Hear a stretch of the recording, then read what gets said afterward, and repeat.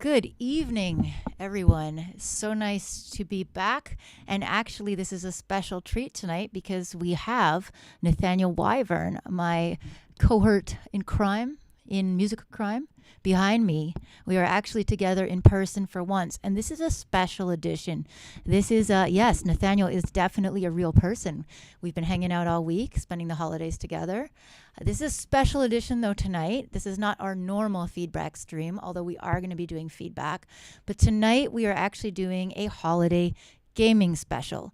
So our plans have gone a little bit like left and right, and we've changed things around a bit, but here's what we're going to do. We're kind of condensing everything into one crazy stream for tonight, and then over the next few weeks, we're going to be doing a little more different stuff, trying some stuff out. But one of the things we thought was that a lot of people here are into gaming and into music production. I myself was really, really into gaming until I started producing music, and then music became my video game. And I'm just kind of now, as I'm a little bit more settled and not really touring as much, rediscovering how fun gaming can really be. I am also, full disclosure, working on some games, and this is kind of where we got the idea to do this special. We're working with 74-Bit, which is a new indie game studio, and they are about to release their very first game, Super Dr. Corona. It was a game that they designed basically during the pandemic when we were all locked up and we didn't really have much to do. It was a way for them to find light in the situation. So it's got some really, really funny satire, some really, really good graphics. It's pretty fun. I didn't have anything to do with the music for it, but the person who did, composer Jonathan Vanderhoorn, is going to be our special guest tonight, all the way from New Zealand. He's going to log on and he's going to walk us through his process a little bit.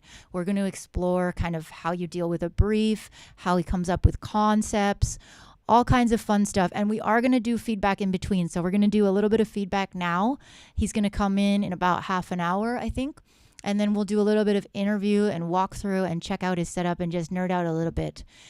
I was actually going to join in and show you guys my process as I'm working on the next upcoming game for 74-Bit, but I think actually that could be a whole other stream in itself.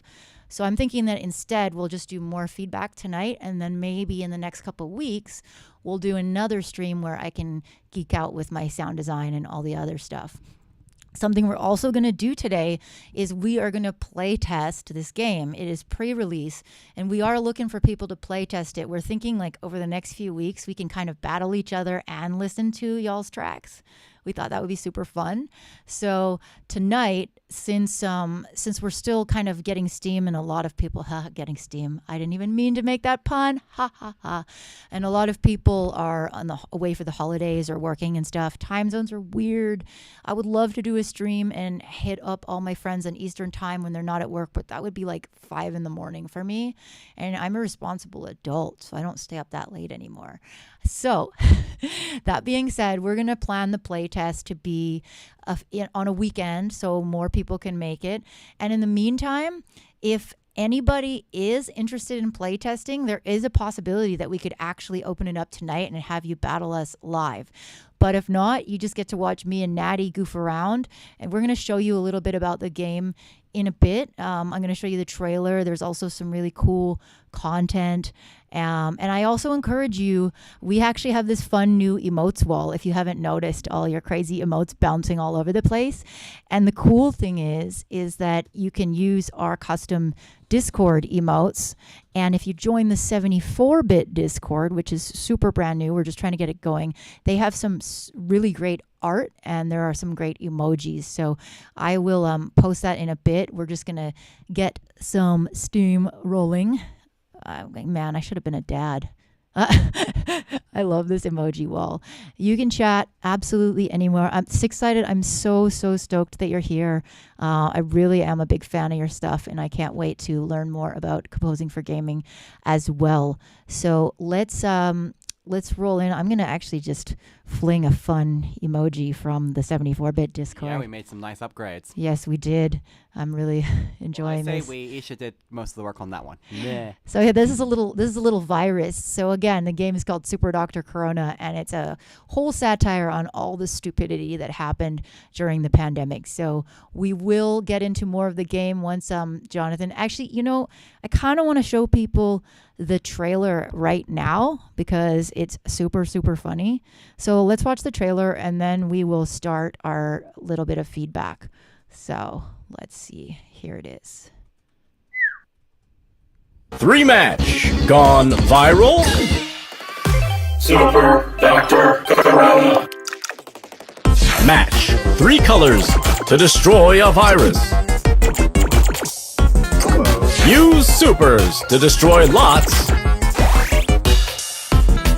and lots of viruses. Unlock all non-medical experts and supers.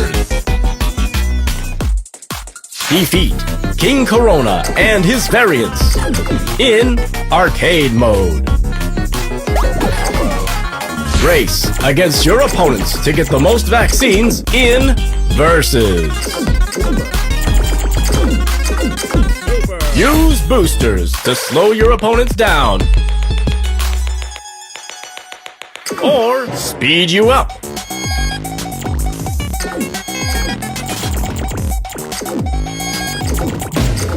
I demand a rematch!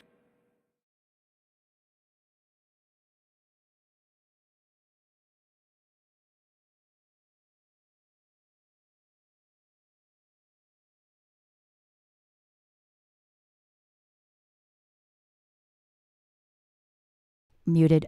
It's always got to be you're muted once. We actually have an emoji in the Twitch to tell me I'm muted. So in future, you can. Where did it go? we have one of those. It's pretty funny. Dorp.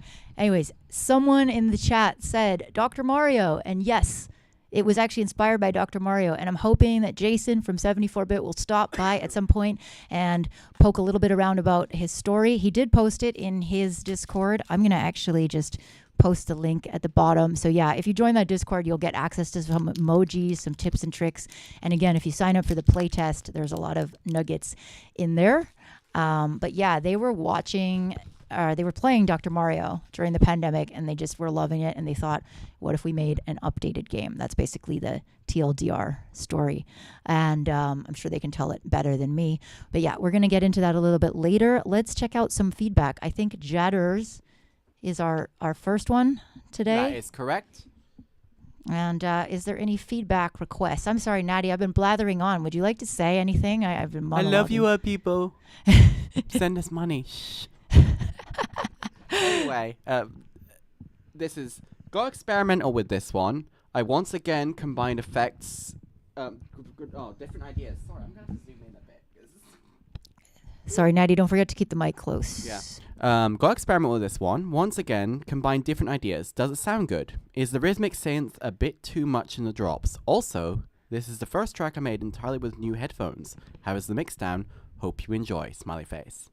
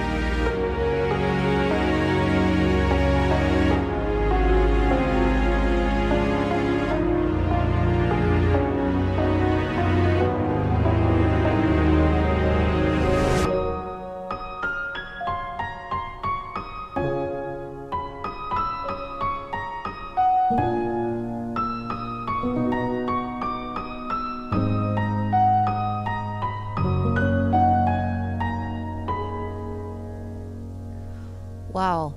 That was an amazing start to the night. I really liked the intro. I thought that was like super nice and complex. And, you know, there's some chat comments about wrong notes and that maybe the transition needs a little work. I love both parts. I agree there could be a little bit more blending. And then I also think that like the drop is mixed really well, but maybe the intro and outro could be pulled up a bit. And I think what people forget when they do stuff with dynamic range, like this has some great dynamic range, is that instead of like super compressing your master, you can actually manually gain the intro and outro up a little bit so that you don't have to compress it. And then the drop is not over compressed by you trying to sort of equal the intro and outro. That's sort of my main instinct. What do you think, Natty? I generally enjoy the vibe that you're going for. There's some interesting comments. I could probably do it like this. Bonehead Banger is saying this is one of the few tracks that are kind of using all the notes from the scale but doesn't sound off key. And I'm not 100% sure I agree with that full assessment, but I think it could be. Part of it, I think, is if you're going to use these accidentals with this type of sound design, you might be better to bend your way into it rather than just immediately jump to the note. That's kind of because everything else is already so wonky that you can just keep pushing that further. It makes it sound more intentional than just you've hit the note. It's that you're sliding between some of them, and I think that would really help it gel together and may even provide you with some additional energy you can use for your transitions, because not only can you slide, but then obviously you can fade in and out of those notes and play around with your filter automation and, you know, just give it a more organic feel. I think that's kind of what it's calling for. Interesting. Yeah, I mean, I really like the concept. I think it's super like vibey, and it's just about like putting some care into that blend, you know, do that and you'll be solid, I would say. All right. And yeah, we definitely have some room in the queue, I think, tonight. We got a pretty chill night. And again, like I was going to fill this up with gaming talk, but I really think I'm going to save mine for another and focus on Jonathan and doing some dorky play testing tonight. So next up we have, is it Hard Shifters? It is indeed. I assume they're watching, but it's hard to tell. So, but anyway, it's early enough that we can get to everyone. They don't have any specific feedback requests though. So whatever we want. Whatever we want. All right. Okay.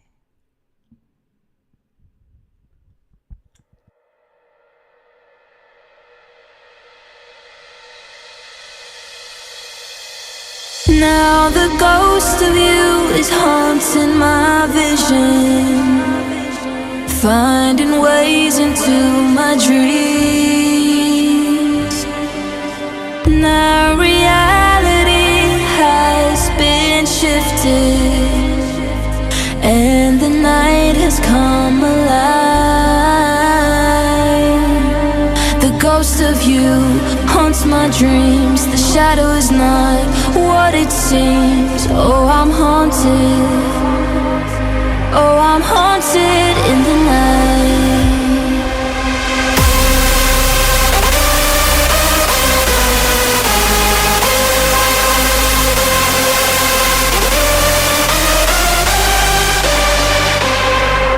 The ghost of you haunts my dreams. The shadow is not what it seems. Oh, I'm haunted. Oh, I'm haunted in the night.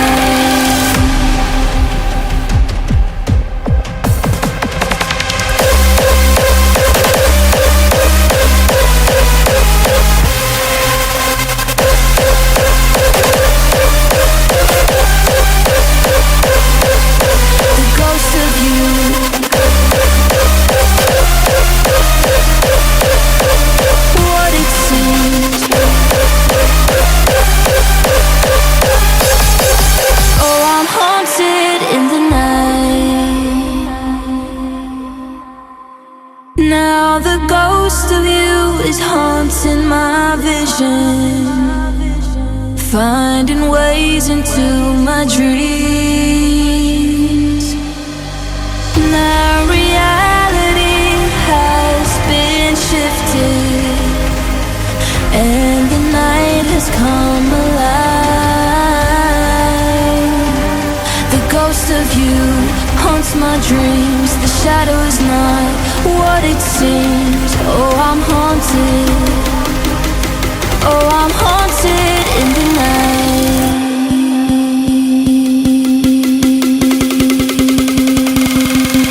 The ghost of you.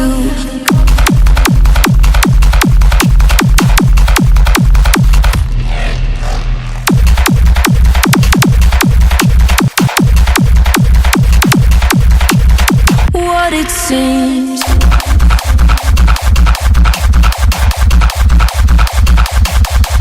The ghost of you.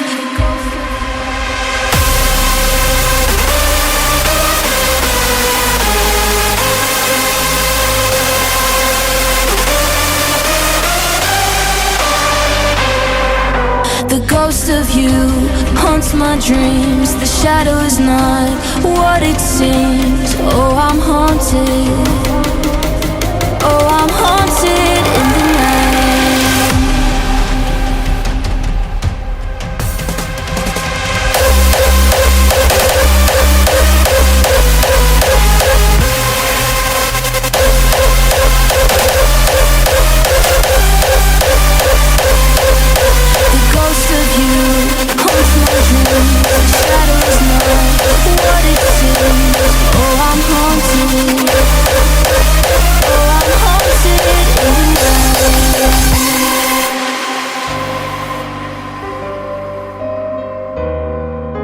top end is definitely a little harsh, super sharp, and that also can happen. That's a pretty classic over compression thing. It's like you squish and you squish and you squish and everything comes up. And something cheap I used to do was to like just EQ the highs a little bit down if I was like running really fast to do a quick cheap master before I went to the club to play that night. But there's no reason why you should have to do that if you're like at home chilling, you know, like yeah, maybe Rocket Power Tennis Ball is saying I think some of the harshness is stylistic, but at the same time, like everybody is saying it's hurting. So, I mean, I don't know, Natty, how did you feel about that? Well, at least as far as mix, it's a little bit harder for me to judge this week because I'm in front of a slightly different setup to my usual one. But I think one of the things that makes it hard for the balance of the mix to work is that the arrangement doesn't really let anything breathe enough to feel deliberate. Yeah, there's a lot going on, but that's also stylistic too. Like this is, I think we're both like out of our style comfort zone, you know, with this Maybe, stuff. but while I don't normally listen to hardstyle or hardcore, I almost feel like it could have, like the hardest bits of it needed to go on for longer. It was very much like it was trying to be a pop EDM track, but I don't feel like the way the sound design used and the sort of cinematic build-up and stuff actually lend itself to that type of arrangement. It could have been a little bit more progressive and more sustained in that high-impact, speedy section. Yeah, I don't know. It's hard for me to say. I mean, I think for me, like the melodic part sounded nice and spacious, but like the drop, I don't know. It's hard. It may be the style, but it's just so squished and so like, like it just feels very like it. I wanted to push and pull a little bit more, and it was just so crunched. So yeah, and Unity of Noise is agreeing too. So yeah, I don't know what this Bass by Schlepp, and just anyone who's joining now, this is the holiday gaming special, but we are combining it with a little bit of feedback. We were going to do 2 nights of streaming, and we decided that we need a little bit more time to gather some playtesters for what we're going to do. So we are going to game a little bit, and we are going to interview. We're going to do a lot of cool stuff today, but we are doing feedback sort of in between and during sections, and trying to keep the vibe. So who do we have next? We have Morgan up next. Oh, Morgan. What's AKA up? Abstract Type. This is a long track. I was going to try and get around to listen to the whole thing, but I got distracted and busy. But anyway, I will probably do that at some point. The SoundCloud description contains some timestamps to skip to since it's on the long side. I think the arrangement is mostly final. I'm more curious about the mixing and stereo image, and if there's any sounds or automation that could improve it. So I guess this one's going to be a little bit more effort on clicky. Okay, so I will start, and then we'll skip a little bit if we have to. And yeah, just don't forget to talk to the mic because it's disturbing Will that you're quieter than me.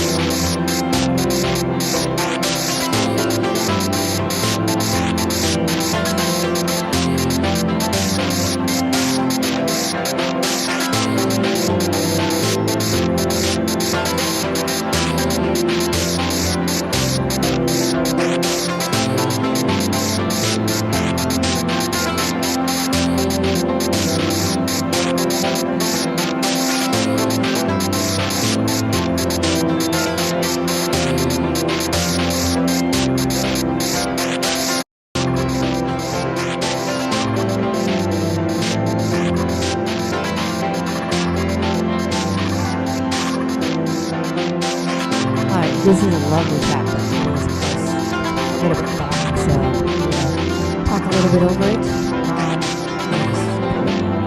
So, Maddie, what are your feelings about this track? I feel like given where we skipped to, that it's not. No, because I'm turning it down so we don't make it. Oh, okay. I feel like it doesn't evolve enough across the course of the entire track. In fact, you can skip to around the 7-minute mark or whatever we jumped to, and it's basically feels like where we left. I don't feel like that works for me. It is a lovely atmosphere and a vibe, but it needs more spatial depth and like even just some atmospheric foley, like we're walking through a place, that it changes naturally as you go across whatever destination you've set. It just doesn't paint enough of a vivid image in my mind for the type of track that it is at this moment. Guys in chat, I noticed that we are turning the desktop audio down, but I also have a lot of loopback devices, so it gets a little bit tricky sometimes. Let me you know what? Let me just do this. Yeah, I think if I turn it down at the source, it's the only way it's going to work. Cool. So thanks for your patience. We have like 12 loopback devices. We got a lot going on, and anyways, just to finish off before we introduce our guest who is here, we are super excited about it. I would agree with Nathaniel. It's like we skipped through that track and it was kind of the same at every point, and it was such a beautiful, beautiful track, but it needed to progress, and that doesn't mean making a drop. Nobody says we always need a drop. It just has to have a little bit of progression, whether it's filtering, whether it's something else, etc. So before I introduce our guest, I think I want to show another little media content for those of you who are just tuning in. This is a special edition, which is normally Feedback and Friends, but today it is our holiday gaming special, and we are focusing on 74-bit and their upcoming game, Super Dr. Corona. So we have the composer in the house who's going to do a walkthrough with us. So let me just quickly show another clip. This is basically... 3-match gone viral. We already showed that one, so let's do this one. 3-match gone viral. Ho ho! Hey everyone, take a quick look at this prototype that I made very early on for Super Dr. Corona. This is how we used to turn the pill. Not very intuitive.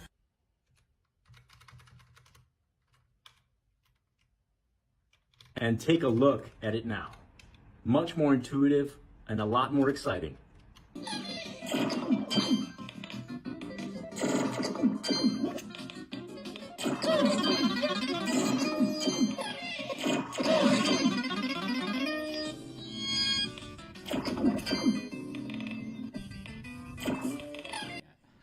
So that's another preview of that game, Super Dr. Corona. And again, we're going to be playing it a little bit, but for now, I would like to introduce our guest, and I'm going to move the chat off of his face because it is so large. Welcome to our guest, Jonathan Vanderhoorn. We're so excited to have you here.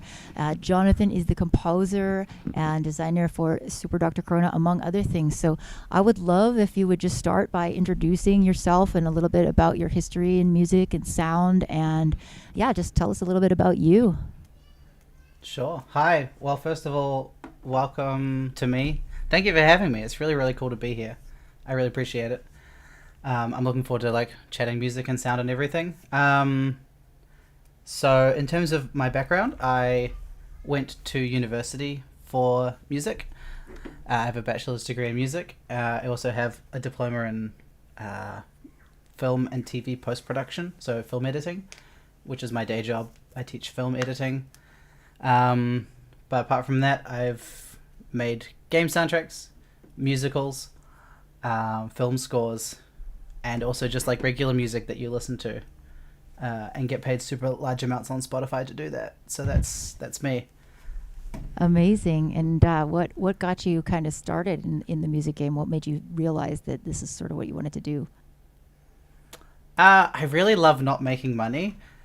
Um, no, I've always played instruments ever since I was a small child, and now that I'm a large child, I just continue to kind of do that.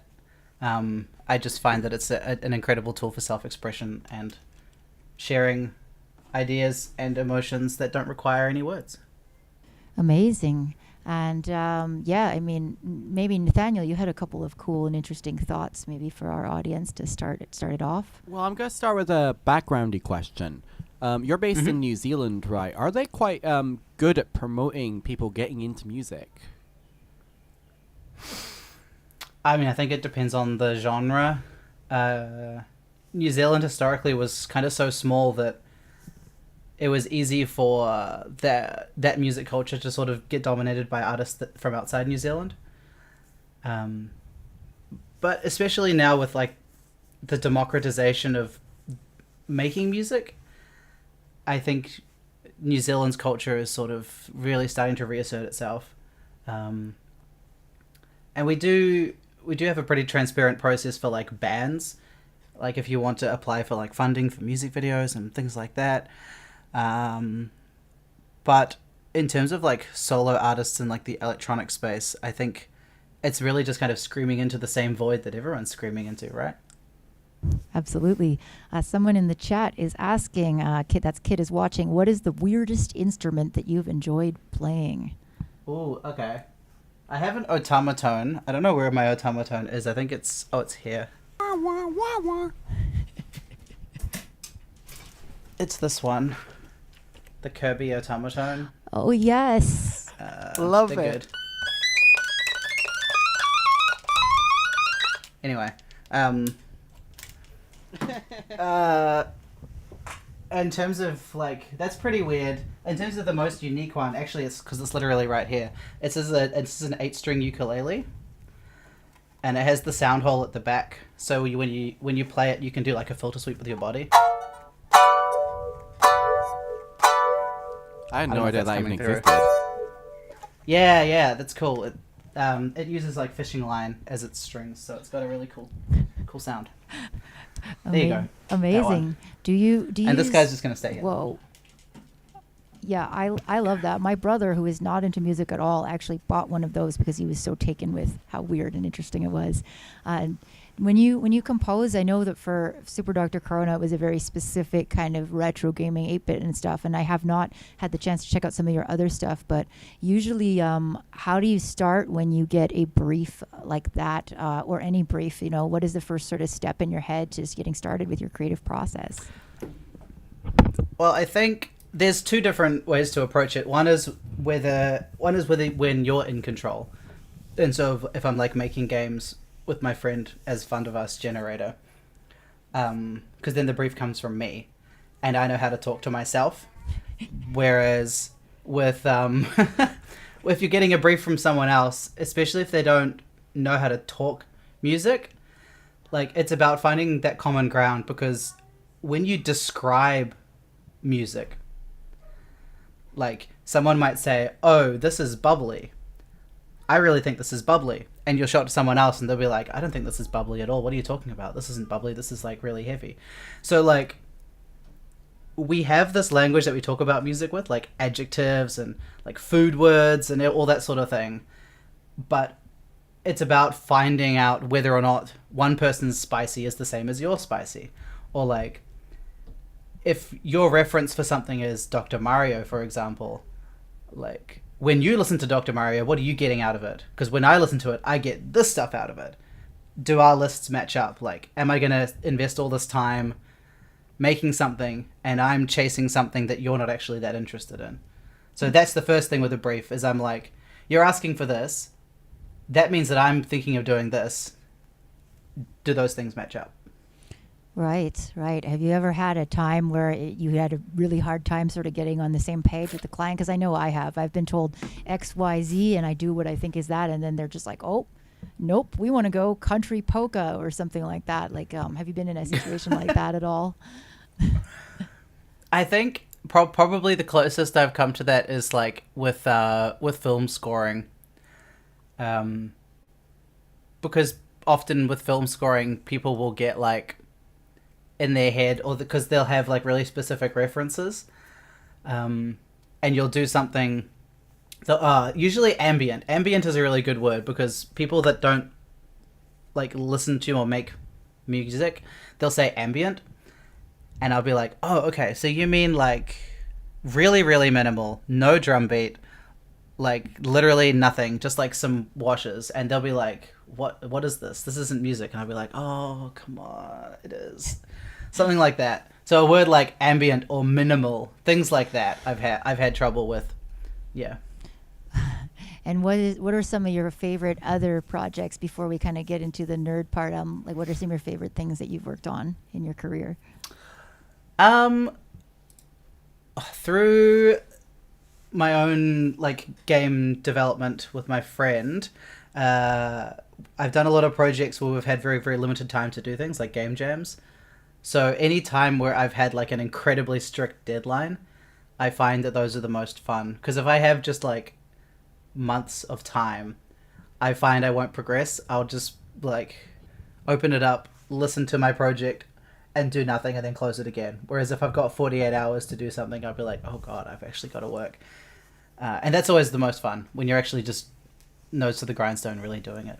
That is so interesting because, we run this EDM production Discord for people producing all kinds of music, and that's one of the biggest blockers I find is actually having too much time or just having no deadline. And that's always something that we suggest is like play these little games with yourself, set your own self-imposed deadline or goal, because it's just easy to do nothing when you have all the time in the world. And I know that I used to do most of my music like the night before I had a show and when I should be going to sleep. So I don't know if it works the same with your own music. And by the way, what is your own music like when you just sit down to make something for you? That's a hard question in the age where your content is content. You know what I mean? I don't know the last time I sat down and made music just for myself. Oh, actually, the one that I can think of the most is I wrote like a suite for orchestra, like an actual orchestra. And that had no chance of existing on the internet or becoming content. And so that was probably, that was like 2018. That was the last time I made something where I was like, oh, what's going to happen when I release this? And that's kind of sad, but that's not what we're here to talk about. Yeah, what are you working on right now, if you can tell us? I'm not working on any game stuff at the moment. My friend is super busy. He works for this company in Denmark that makes plastic blocks. You probably never heard of it. No, never. I don't know what you're talking about. That's good. Good. It's Leppen. No, I'm kidding. It's not Leppen. I'm working on. I just finished up a couple of film scores. As a film tutor, I have like a set of people that like learn from me, and then when they get to like making their films, I'm like, well, do you need music for it? Because I know this person that's really good, and they're also in this room right now. It's me. So that's nice. I'm in like a bit of a lull at the moment. I'm kind of getting into like embroidery, which is like a massive segue. But that's what I've been doing with my time recently. I need to get back into doing some music. Are you embroidering some nice little birdies on some cloth? At the moment, I'm doing like this. This is such a good use of time. I'm doing this latch hooking rug. It's like a big flower. Whoa. And you have to like attach wool to it. Yeah, that's what I'm doing at the moment. I actually love hearing about these hobbies and these things that we do, because I think when you're creative, it's like you always just want to push something.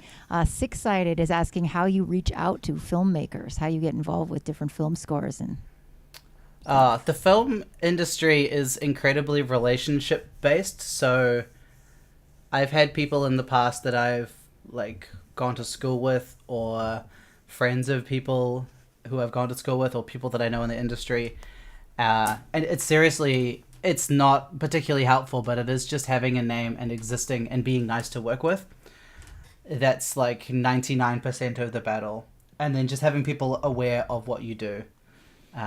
It's like, oh, I know this person, they're nice. Oh, and also they score films. That's that. yeah, it's super true in the end. And I think it goes true for any career. It's like you can be the best at what you do, but if that's all you have to say, it can be really insufferable to work with. So Cool. Natty, do you have any other random questions? And everyone in the chat, please feel free to ask as well. What's your favorite thing to bake? We've been doing a lot of baking here, so, you know. Chocolate brownie is a pretty good one. I do like a chocolate brownie because you can just do like a really standard one, or you could be like, I'm going to add raspberries and chocolate chips, and like that's quite fun. And have you ever sampled your cooking process as like source foley or something?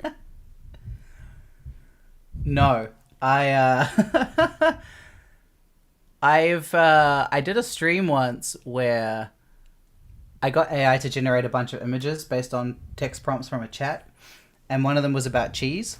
So I went on freesound.org and I got like sounds of cheese graters and cheese slices, and I used that. But it was not my own cheese slicing; it was someone else's. That's, wow. No need to skin your own goats. I did have a film score project where I needed to make the sound of someone's head getting like drilled into. And I got a cabbage and I hit it with a hammer and I broke it with my hands, and that was the Foley that we used for that. Cabbages make the best gruesome Foley, that's for sure. They're incredibly wet, yeah. Shizu Stream is asking, what's your favorite combination of instruments?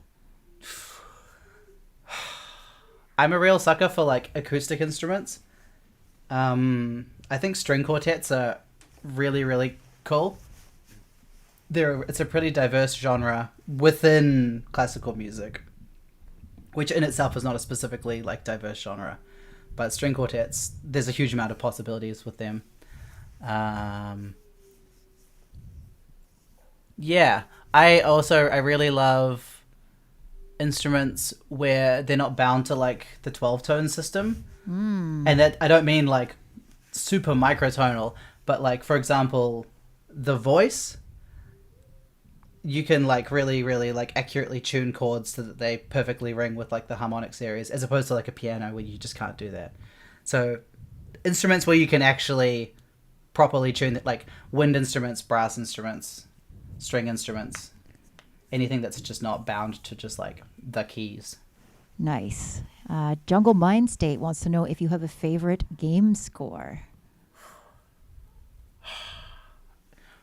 Probably Transistor. The Supergiant game.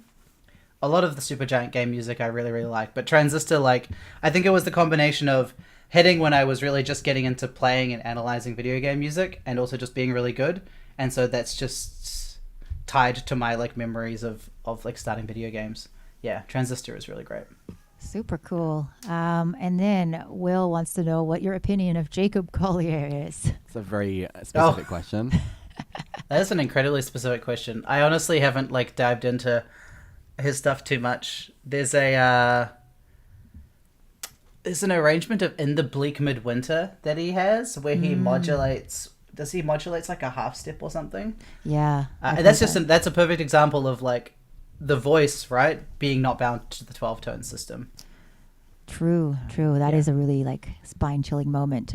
Also asking favorite movie soundtrack. Favorite movie soundtrack? Dirty Dancing. That's a really good question. Footloose. I mean, I'm a big fan of like super orchestral soundtracks. Possibly The Incredibles. That's an interesting choice. Which is like Michael Giacchino, just doing like jazz, and it's just really, really good.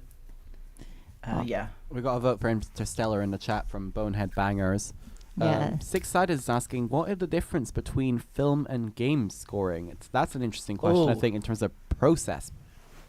Yes. Process, but also fundamentally, a film is linear, right? Like, you press play and it goes, and you listen to everything once. Whereas a game score, you could just, like, chill in an environment for, like, 75 hours, and the music would continue. Like, it would just have to continue. So, like, that's the fundamental difference, right? Absolutely. And actually that's a good segue because one of the things that I was going to talk about, later on as well when I nerd out on my sound design, but there's in the past, there was much less indie game development, and like when I started out years and years ago, I don't even want to say how many years ago, you basically had to go and like have a bottom of the barrel job at EA, and you had to learn Fmod and Wise, and you had to do everything a certain way. And now I feel like there's a lot more flexibility because there's all these different engines people are using, and people are doing it on their own, and they're kind of just making their own rules. So do you tend to have to use a lot of this middleware? Like what kind of I know for Super Dr. Corona, because I got to look at the Ableton project, that it was a lot of audio looping, so which I think is a great thing for, let's say, some of our producers here who are getting started in game scoring, because they don't necessarily have to make a big jump. They can kind of export this in a familiar, but obviously, like what you said, sometimes the game has to react to factors other than time and has to be more dynamic. So do you use these different softwares? No. But that's only because the games we make through Vanderhoorn generator are small, and they use Construct 3, which is like a browser based, like super light engine. And because we're so close to the code and it's just the two of us, I don't have to use that. Like, I tangentially do know what those things do, and I'm aware of that. And I think often we will code music and break it down and export it out into stems so that we can do things that like Fmod would actually just natively do. For sure. And have you ever used those, or is it just strictly that your game design has been within kind of your own universe like that? Yeah, it's not like I haven't wanted to learn how to use it, because it would look great on a CV, right? But embroidery. I just have not. This is true. Why be wise when you could be really wise? Yeah, it's just not something that I've ever come across. We used Unreal Engine 4 like right at the start of our game dev, but that was a super unfriendly engine to like start learning on because it's just so big. But if we ever return to that, we'd probably use like, what is it, middleware?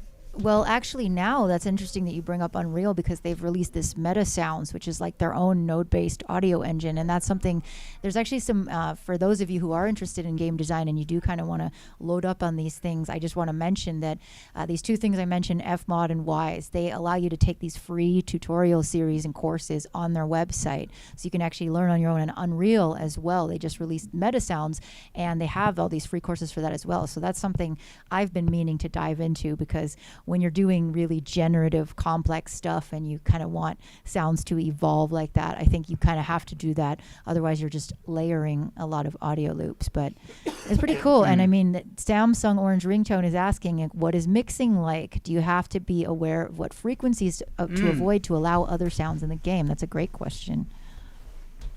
Well, okay. I think it also depends on your approach. Like, if you're starting with like a super realistic vision, so like you say for example, really basic level, when you click the mouse in the menu, does it sound like a mouse, or is it pitched, for example?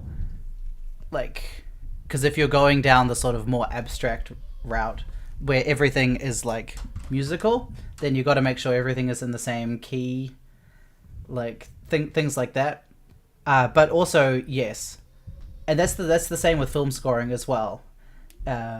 Because you've got to be aware of like the frequencies of dialogue, like roughly between like 2K and 5K, and you're either EQing your music so that there's like a little trough there, or you're just not including those elements because you know that there's going to be dialogue above it. Yeah, absolutely. And then Jadders is asking, where would I have to start if I wanted to begin game scoring?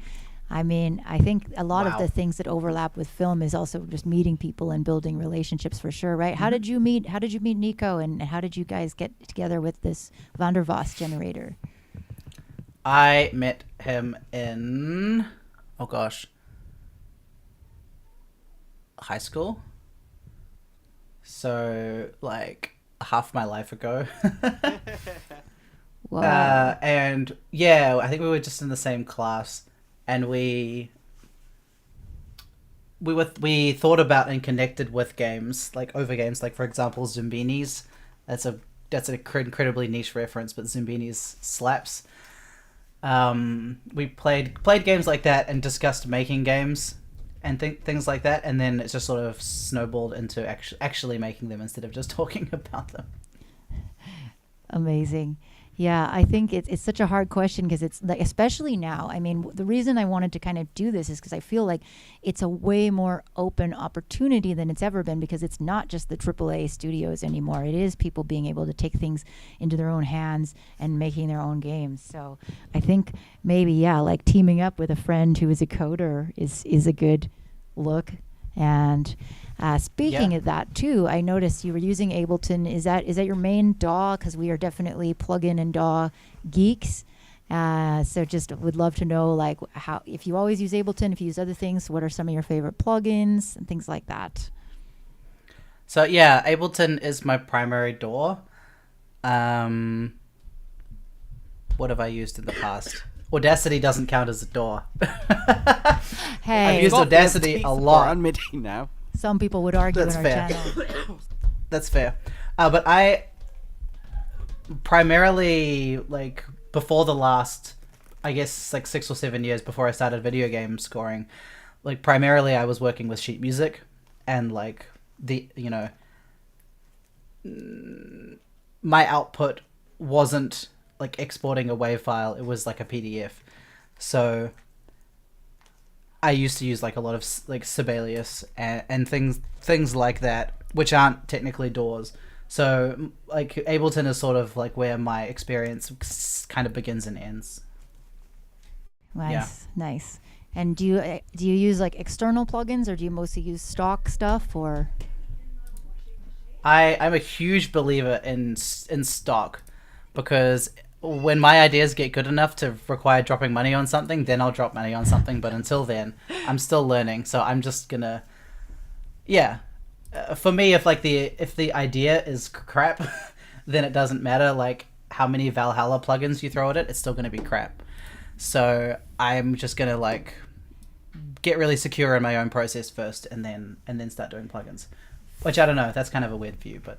No, I think that's smart, because a lot of people get this like plug-in disease where they just install way too many things and they don't actually learn how to use it. So I think that's super valid. And actually, I guess what we should probably do before we go further is we should take a little listen to some of the music that you wrote for this game. And just so people know, and for people tuning in now, if you haven't noticed by the graphics and everything, this is a kind of retro gaming themed 8-bit pixel inspired by Dr. Mario. Do you remember anything else? Was the brief just like Dr. Mario but not Dr. Mario, or was there any more to it?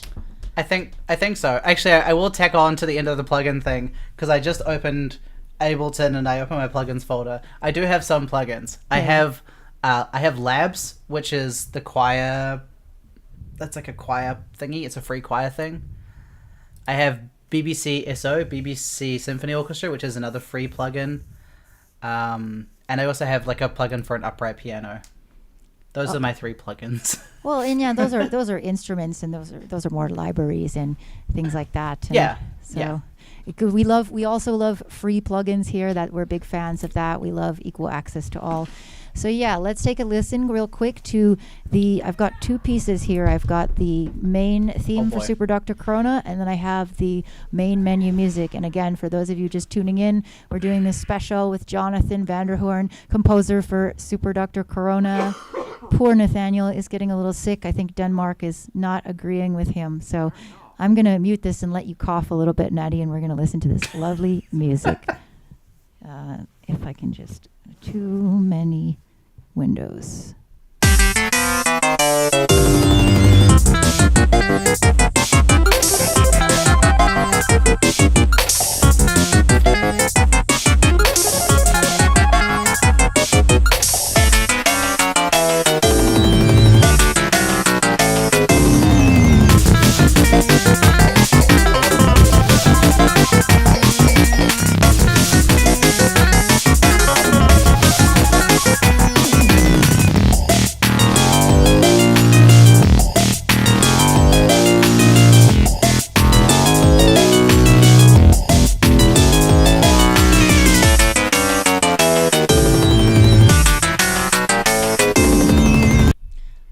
gotta say too, I've been playing this game, I've been learning it, and it's pretty much the genius of that to me is like how it manages to loop and loop and loop and not get annoying, which I think was also something that Dr. Mario had going for it. Except that damn track named Chill in Dr. Mario. It's Oh, not, that's why? No, nobody should ever listen to Chill from Dr. Mario. Fever is the only option. So let's just play the main menu music now real quick.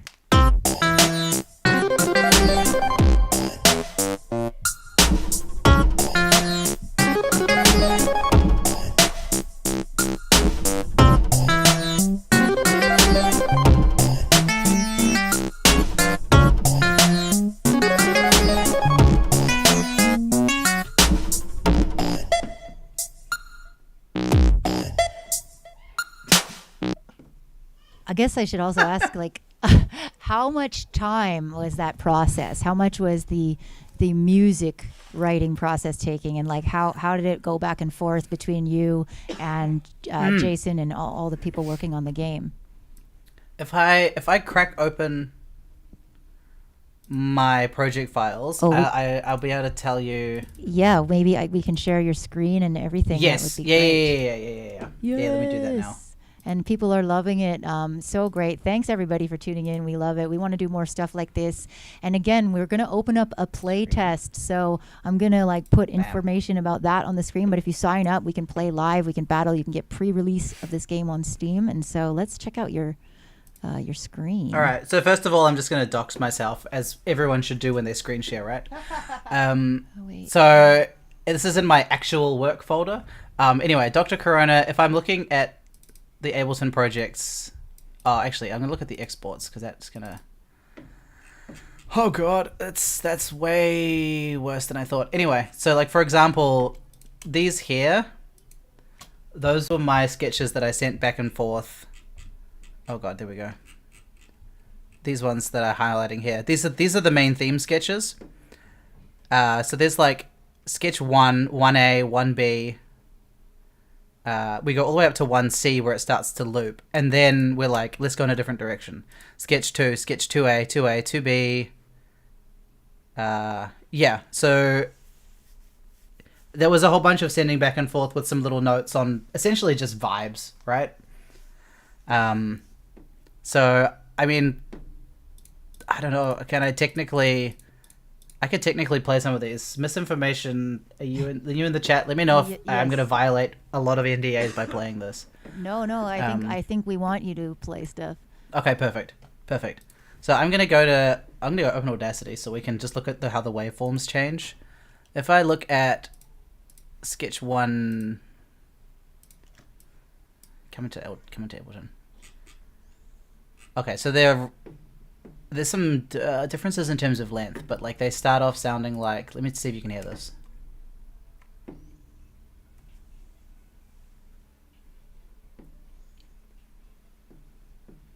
I think. Oh, that's probably because Audacity is not talking to my thingy, is it? Yeah. Set your output for the same one that you've got for everything else. Playback. That's the aux input. Should be. And if we still have no. Ooh, and then Audacity's gonna. That's fine. I might just play it through. Or send it to. You know what I'm gonna do? Cable. I'm just gonna drag it into I'm gonna drag it into Ableton and play it through that because that sounds like a great idea.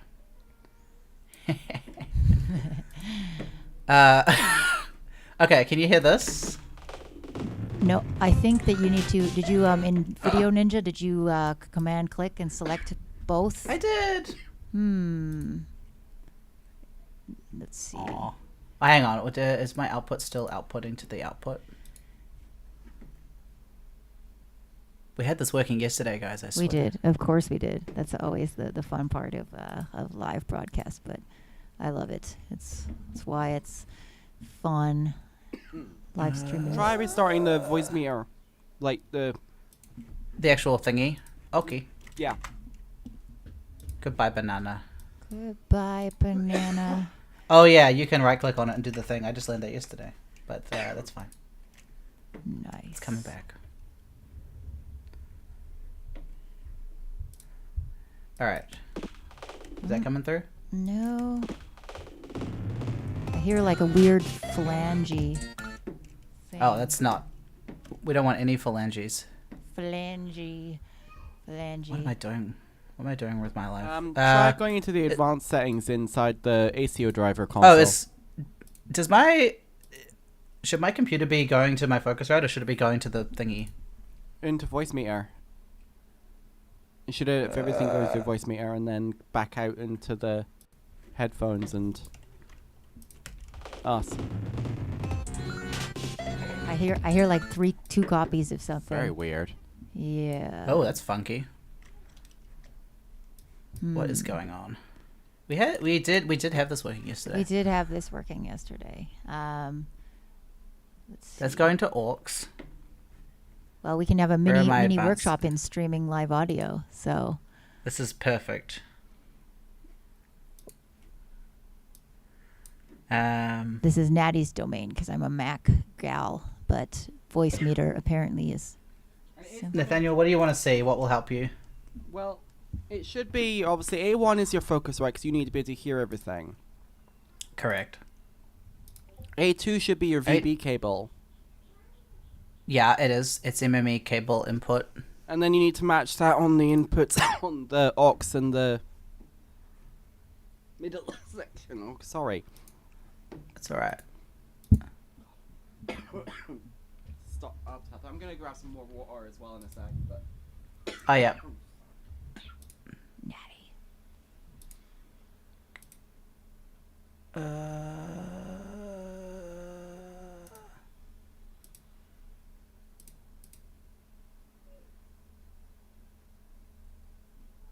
I don't know what any of this does. Oh, now I'm hearing two of myself. That's fun. I think that's because I routed myself through it. That's fun. Ah.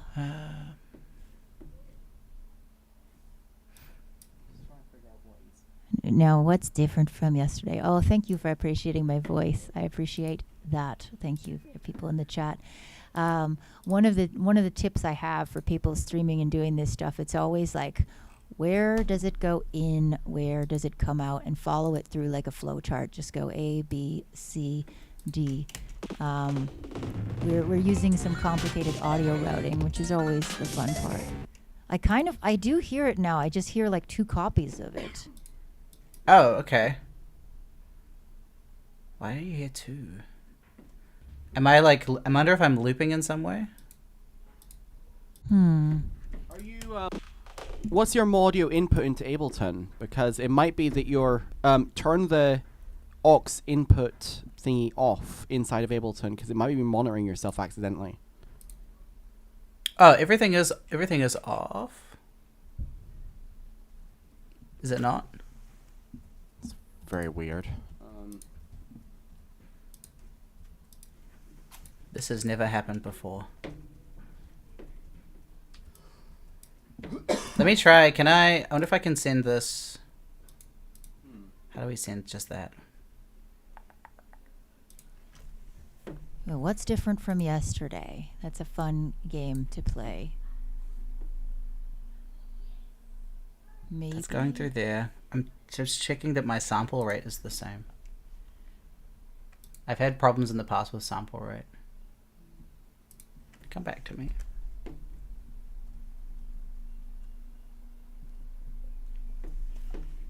Well, 48. I wonder. Yes. Well, I wonder if the duplication is actually coming from us. No, it's not coming. Because we've got the stream. Do you think it's trying to feed it twice? If you mute the stream green share version inside the video control room, do you think it might be duplicating at this point here? No, because that's only coming to me. That's not coming from to the stream. Oh, okay. It does look like when I play that it's coming through as an audio source. Like the thing in Video Ninja is like not peaking, but like it's there. Okay, try one more time.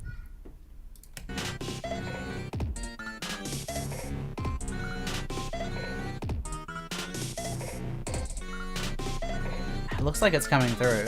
It is coming through. Can I? Maybe it's just a little quiet. So I think now you just need to somehow turn. It needs to be a lot louder and. Yeah, I think we're hearing I can it now. make it. I can make it louder.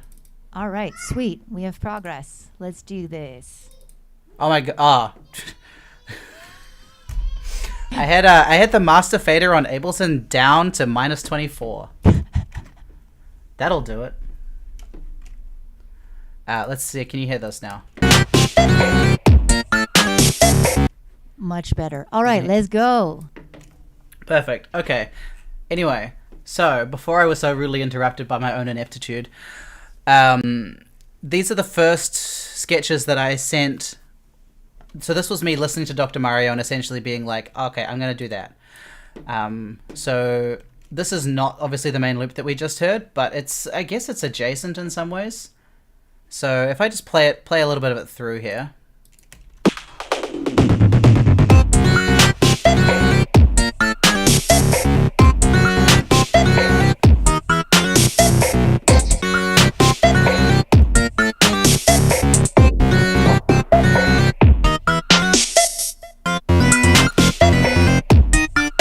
And of course, in good video game fashion, we repeat it, but on scale degree 4 instead of scale degree 1, which is just the 12-bar blues. I'm pretty sure this is just the 12-bar blues progression.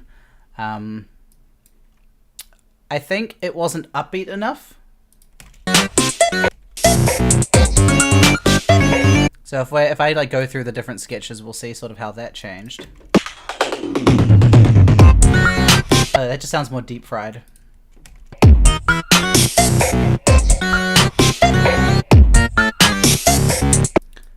This is fun. I haven't heard these in ages. These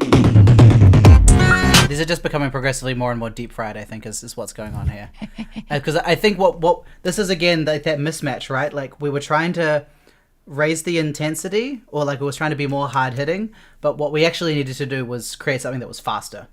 And so we were like, I was getting feedback and making it more intense and more distorted, but what we actually needed to do was go back to the drawing board and make something that was faster.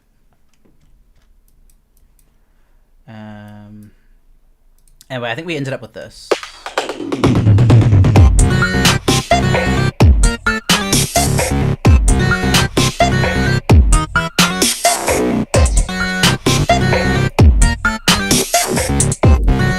So there's like a lot of filter sweeping going on in there and doing some weird stuff like that.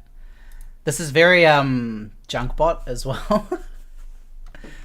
Which is everything. I think everything should. Junkbot is like the epitome of it's perfection. But so that was sketch 1, and I think we were just circling the eventuality that it just needed to be faster and more upbeat. So if I then go to sketch 2, bonk, bonk, bonk. We got 74-bit in the chat himself. What is up, Jason? Just Jason, everything I'm saying is true, okay? Don't disagree with me, please. No disagreeing. Okay, so sketch 2 started like this. I don't know how close to like the final this sounds, but we'll find out, I guess. That is a lie. That's Ableton warping. That's too fast.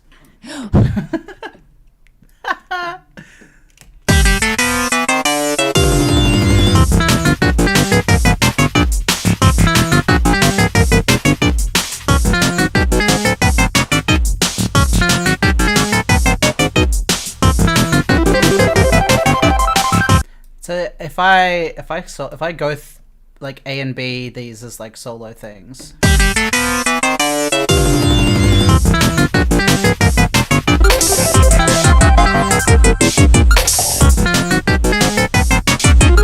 So the eventual one has that arpeggiated thing throughout the whole thing, and it's got a bit more bass as well. The original doesn't. It goes like this, whereas the eventual one goes like this. So I don't even think the original has this section. It just has like this sort of A section essentially.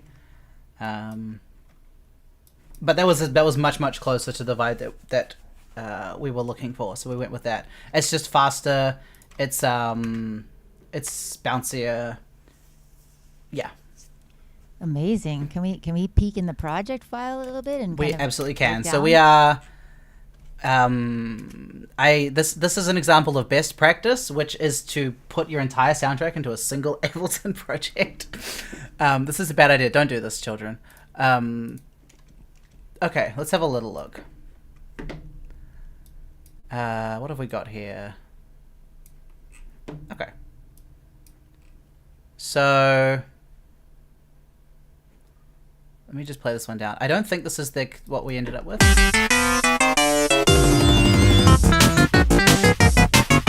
Okay, so this is actually 2A. This is the one that doesn't have the arpeggiated stuff in it. But actually, it's got fewer elements, so we can listen to it. So what we've got here is, I guess I was approaching this from like a standpoint of true retro games. They had a maximum amount of sounds that you could put in at any one time, that sort of thing.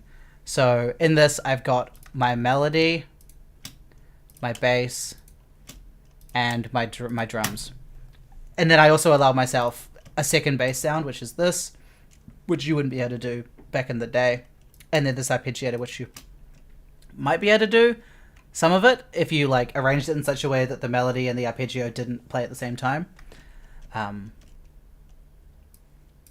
Yeah, that's super interesting. I think a lot of these youngins maybe don't even realize that there were so many restrictions on polyphony, and also, of course, like wave generation.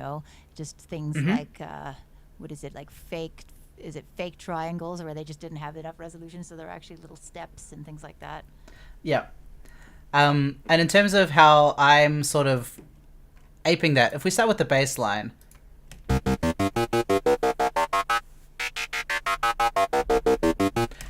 So obviously that's your classic. It's an arpeggio, which is harmony. It's horizontal harmony instead of vertical harmony, and that's what you have to do, right?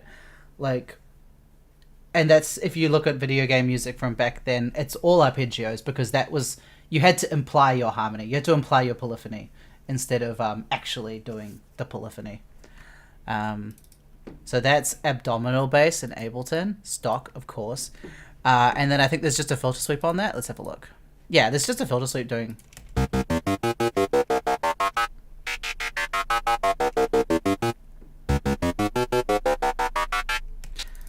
And that's just staccato. Yeah. So that's literally just like a C7 chord, dominant seventh chord. This is like the 12-bar blues, but I mean that's, again, Mario and things from that era, they wear their influences on their sleeve pretty heavily, and it's all influenced by like jazz and jazz harmony. Yeah, and I think some of our producers, a lot of them, like, it's interesting time now because you can get into music making with these tools without taking music theory. So Jadders is asking what horizontal harmony means. Okay, so that's technically, I don't know if that's like a real term, but like, because in retro gaming you couldn't play multiple notes at once. So like, for example, like this, I couldn't do this back in the day. 4 notes at once, that's impossible. That's a vertical harmony because it's going up and down. It's happening all at the same time. Whereas you have to instead spread it out horizontally in order to actually do it. So like, is this coming through? Yep. Okay, that's my keyboard, good. So we can just like... Okay. I mean, this is good because if I try and play like 2 notes at once on this keyboard because of the synth patch, right? It's only going to do 1. I'm trying to... You can see it here. I'm trying to play 3 notes, right? But it's only letting me do 1. Because of the kind of synth that it is. So you have to... Yeah, space out your notes of the chord, like, over time. No chords. Yeah, no chords.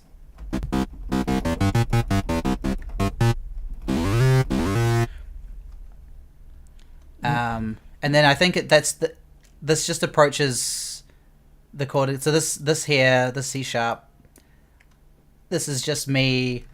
I want another note here, and I want to approach this chord chromatically, so I just take it a step up.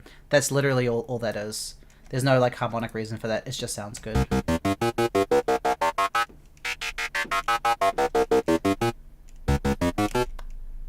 This is the same. You just select it in Ableton and you just move it up. You just move it up to there. That's just a 12-bar blues thing. This is me keyframing incorrectly, so when I copy it, it doesn't actually work properly. This is completely lazy. That's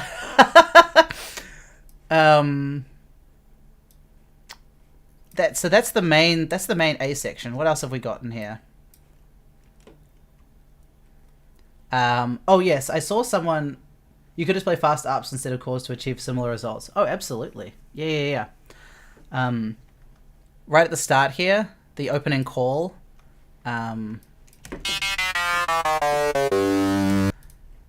Compared to, you can visually see it here, right? They diverge. That's called contrary motion. That's if you want to talk about it in like the Baroque sense, which is just two lines going in different directions, and that's just incredibly musically satisfying, right?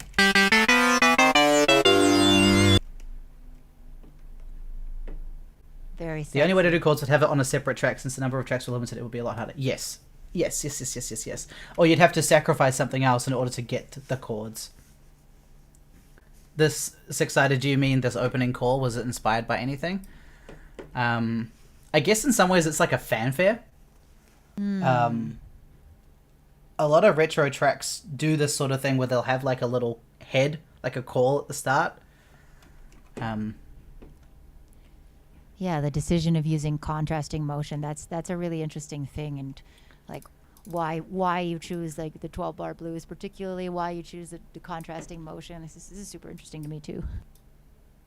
12-bar blues, I think it comes from, it's very, very familiar. And in terms of like wanting, because game music is like a trade-off, right? Like it can fade into the background, but you want it to be noticed, but not so noticed that people can't focus on the game. And so the 12-bar blues is like a really, really familiar structure to a lot of people, whether they want to admit it or not. So using that, it's kind of like, it's comforting to an audience, right? Because they, even though they're not musical, they have this like shared understanding of it. So they kind of know where it's going. It's safe. It's reliable. Yeah.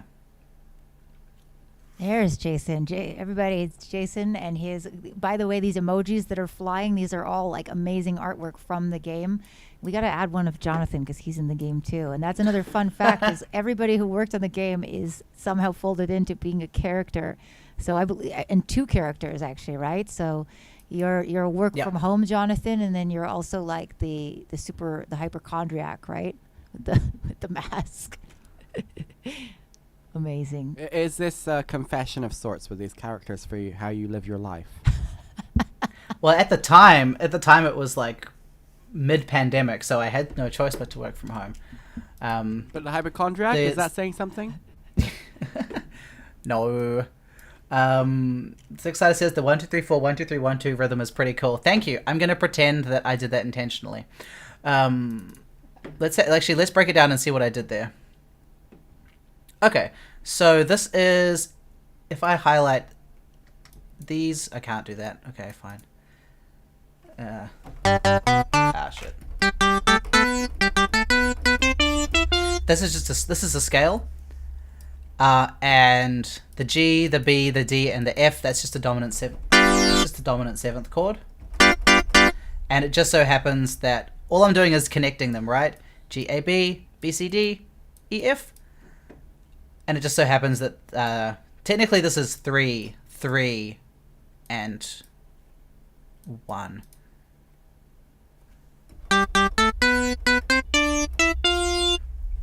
It's just a scale. Again, it's implying a harmony because this is your dominant seventh of C. So again, I have to imply it horizontally instead. And I'm assuming... Oh no, the bass does something completely different. The bass is the same rhythm, but this is moving down purely chromatically. That's just chromatic. So that's not using the scale, that's just... The Little Fanboy wouldn't be as cool without the repeated first note. That's just something I think I might have done just because it wouldn't have sounded as cool. Yeah, exactly.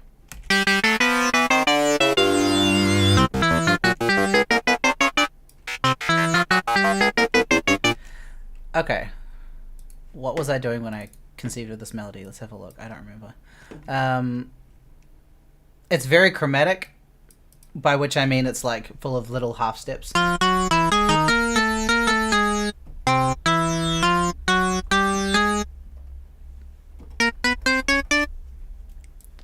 I think I really wanted to... I just wanted it to climb. And I just think I just added a lot of chromatic things there. I think this bump is something that was present in the first... Let me have a look. I think it's present in the very first sketch. Like, that was something that I think came out of me listening to Dr. Mario. Like, is that here?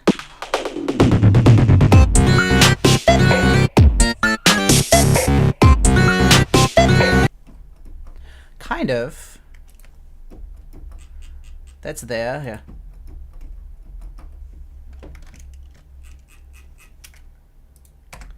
So I think that was something that I lifted from Dr. Mario. Not lifted, but like that was a main inspiration. So I did that there.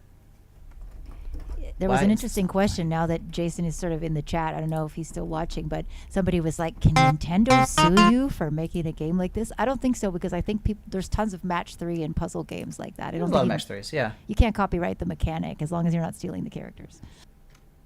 Sure. Yeah. It's way harder than Dr. Mario. Have you beat the game, Jonathan? I've never played the game. What? You have to join our playtest then, now. Get your controller out. Everyone should join the play. Ha, ha, ha, ha. It's there. I swear I'm a gamer. Woo!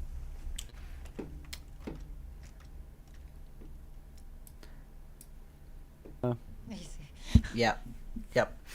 And then again, I think in the same way that I just took this and moved it up so that it started on the 4th degree, I do the exact same transposition there. I literally just copy it.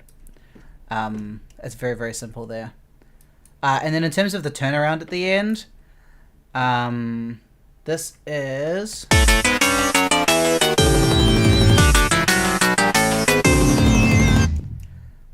So that is, I assume that's a D. Oh, no, it's not. Okay. Oh, this is a D. So, oh, thank you.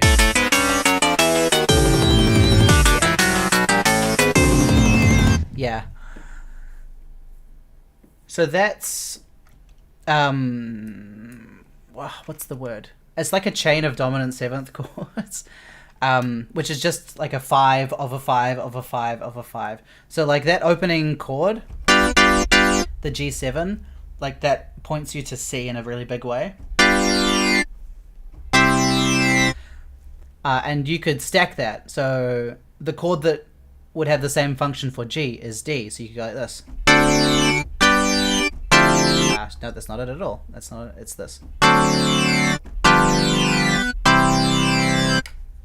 Doing something on the chord is a cheat code. Yeah, exactly. And so this is like the 5 of 5, and this is the 5 of 5 of 5. So I'm using that to sort of move further and further away from home, and then I really, really, really, really quickly bring us back to home. So this is an A chord.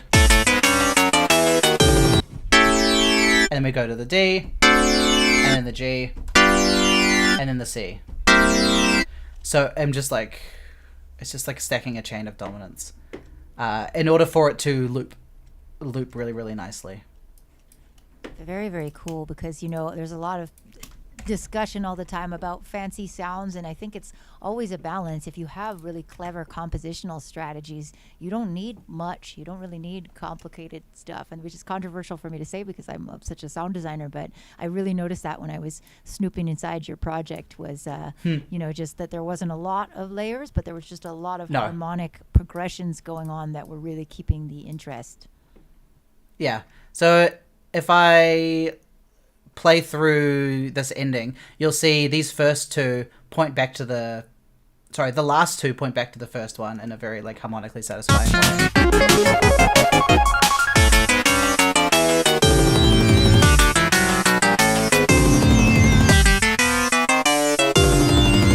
So it like, and I think it's also kind of disguising where the loop is, right? Because the loop doesn't start at the start of the melody here. The ending tails into the start and it disguises your loop. That also keeps it from being too repetitive because it doesn't have that predictable like 4/4/4 like a progressive house song. Yeah. Not pointing fingers at anyone in the chat. Yeah, it's the balance of giving people structures that are familiar enough so that they're not trying to concentrate on breaking them down, but then also like working within those structures to make something entertaining. Okay, so if I now move to... This is the actual... I think this is the actual one that I do the... Oh, is it? I don't know. I have two 2Bs, and I don't know why that is. Anyway, always name your tracks, people.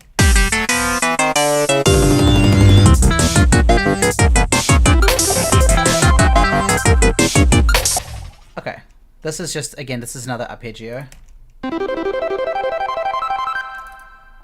I assume that's a dominant seventh. No, it's not. This is just a straight up... Again, this is horizontal harmony, right? You have to do that.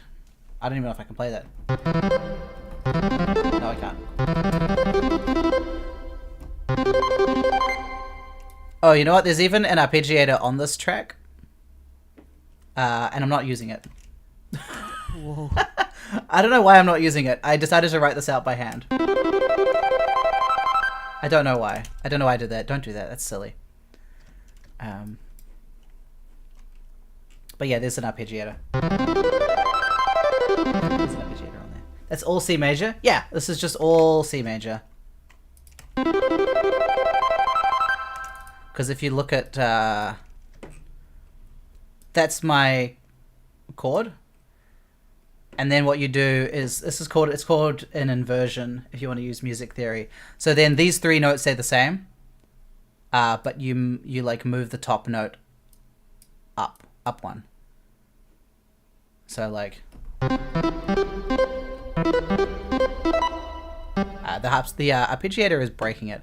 But yeah, that's the pattern of 4. These 3 notes stay the same, and then you add the top one, and then you just keep doing that up and up and up and up and up.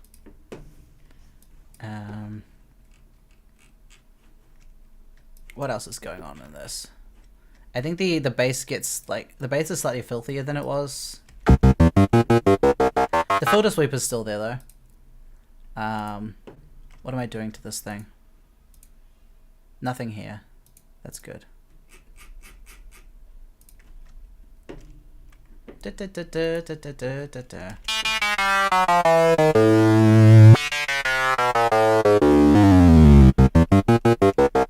Oh yeah, so this is where I have the other bass though, which is like significantly more angry. Yeah, bespoke arpeggios is the only way to go. Angry is one way. Again, so and this is 2 basses working together, right? So this is just giving me that sort of like really low, almost farty sound, and that's giving me my actual like pitch. So one of them I'm kind of using as like an attack, and one of them I'm using as the actual pitch. So together, by their powers combined, like you can hear it much better when I actually put it up.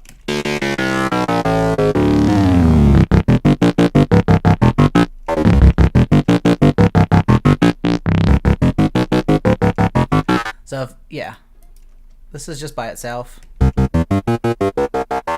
And this is the other one by itself.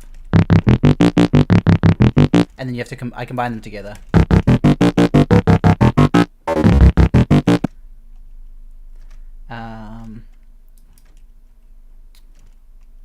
And so this is A section, and this is what I would call A dash.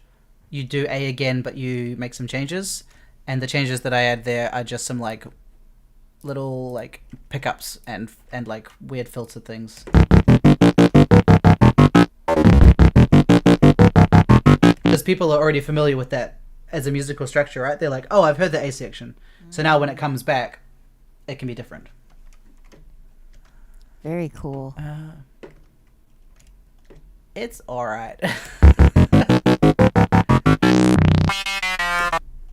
Oh, I don't need the loop on anymore. And you did all the sound effects too, right? That are in the game? All the sound I did a few of them. I think there was someone else that might have worked on some of the sounds as well. I know I did a lot of like the combo noises and things like that. Yeah, we noticed there are a lot of fart sounds in this game. Yeah, that's not me. I'm not affiliated with that.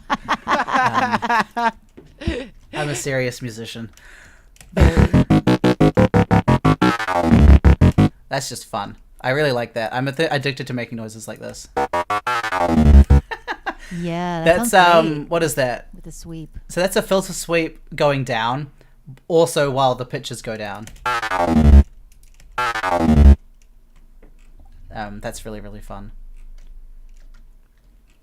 It is. The melody when we come back into A dash, it does a whole bunch of other stuff there as well.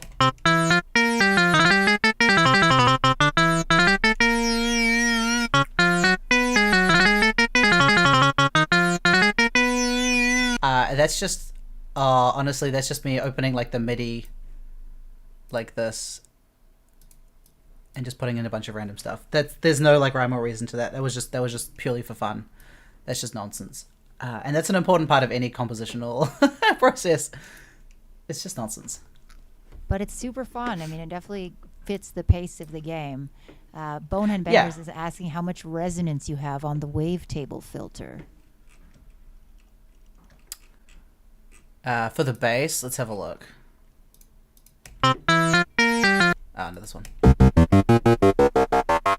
I'm sitting there. The only thing I've changed about abdominal bass here is I think the frequency.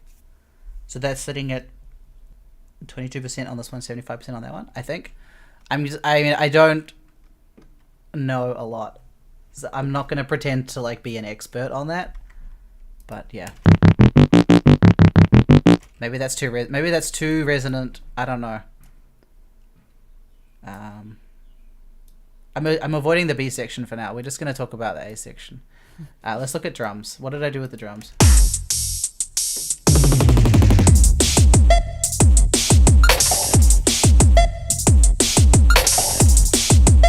Okay. What are you? I think this is a kit that I may have... It started as... This is the Fog Juice kit, and I think I may have added some other stuff. I'm not sure.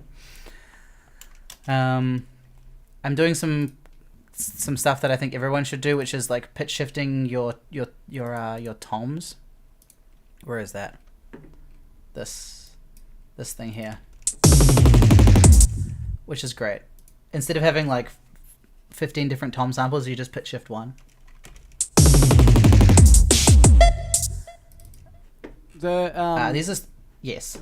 When you're saying pitch shift one, are you using any specific automation for that pitch shift, or are you just copying the same tom across the different pads with different pitches pre-programmed in?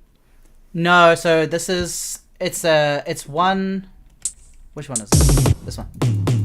It's just one sample, and then when you open it in the kit, there's like this option here, just underneath where it says "really nice even by themselves." Thank you for that compliment.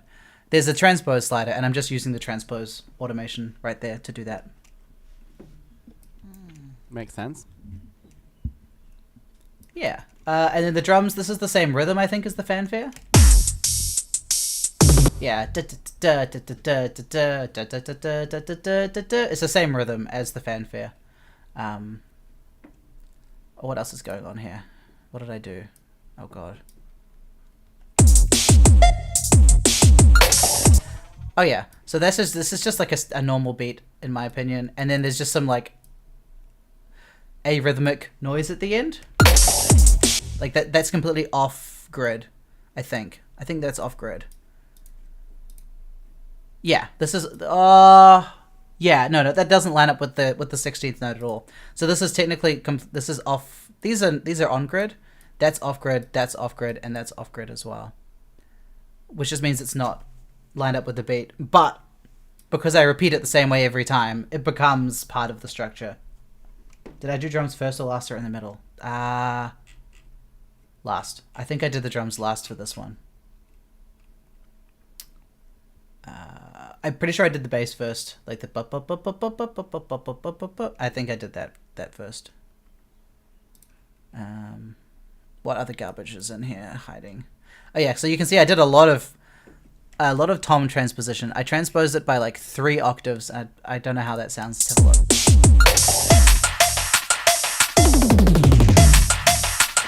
I think that's actually not even playing the tom, so this doesn't do anything. This automation doesn't do anything at all. This is just purely for aesthetic purposes. Just looks cool. Yeah. Oh, actually, technically, this pitch shift here starts from way higher, so you get it to sound kind of different. Like this one sounds like this. This one sounds like this. Oh god. And in some ways that mirrors this, because this starts higher and then goes lower, so like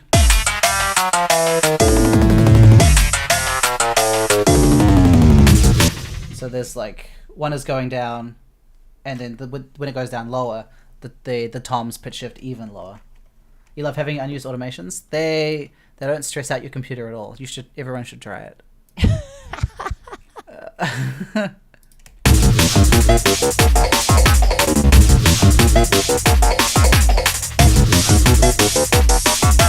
I have literally no idea what's going on here. Let's have a look. What's going on here? Okay, kicks. The kick is getting absolutely swallowed. This drum production is not particularly great. But also the kick doesn't have to be that big because the bass is massive, right? Like, I'm not sacrificing any bass honkiness so that I can hear a kick drum. That's not important. Bass is way more important in this context.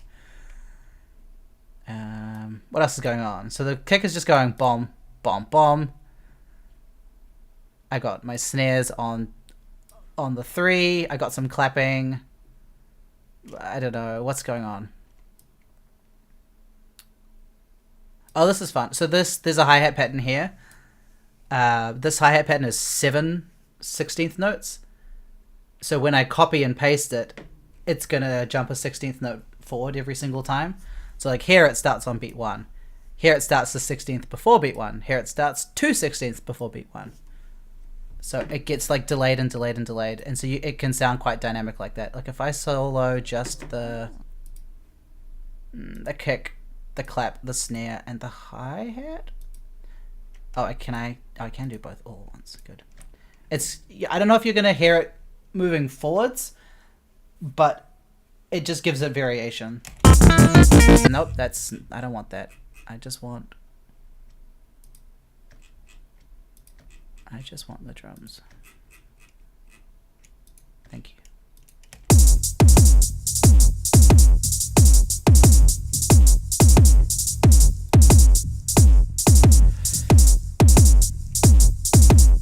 I don't know how to describe what that is sort of doing, but it just provides a little bit of variation in there. Really, really cool. It's very, very tight to do these little tiny tricks. And again, like Natty and I have been playing this for like hours and hours, and somehow it's still really fun. So, kudos. Thank you. I have no idea. What does that sound? That just came with the kit, and I just think it's fun. I just think they're neat.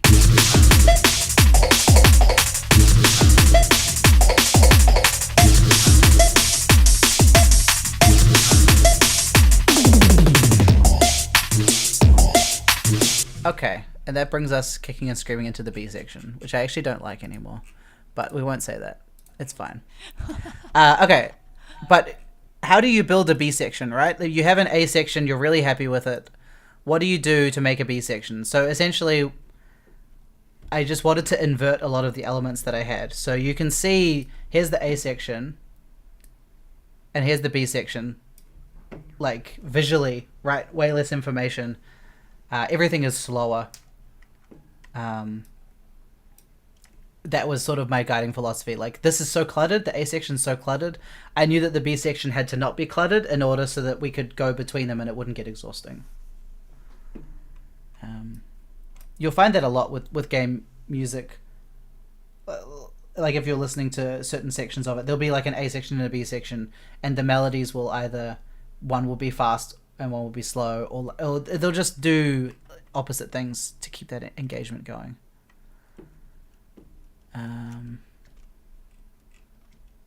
Where is it?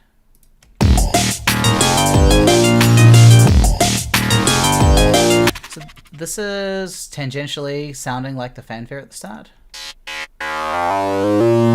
Like, that kind of sounds like, if I go back to the very start, probably people will call that like being efficient. I call it being lazy. No, it sounds really unified. So if we unpack that, it's probably just another arpeggio. Is it? What is it?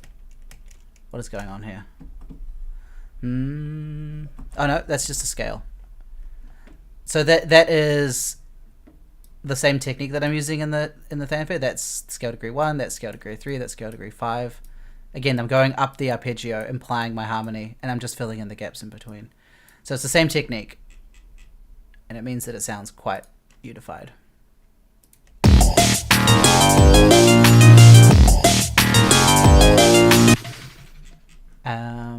What else is going on in there? Yeah, the guiding principle of this section is just I'm doing almost the exact opposite of what I wanted to do in section A. Yeah.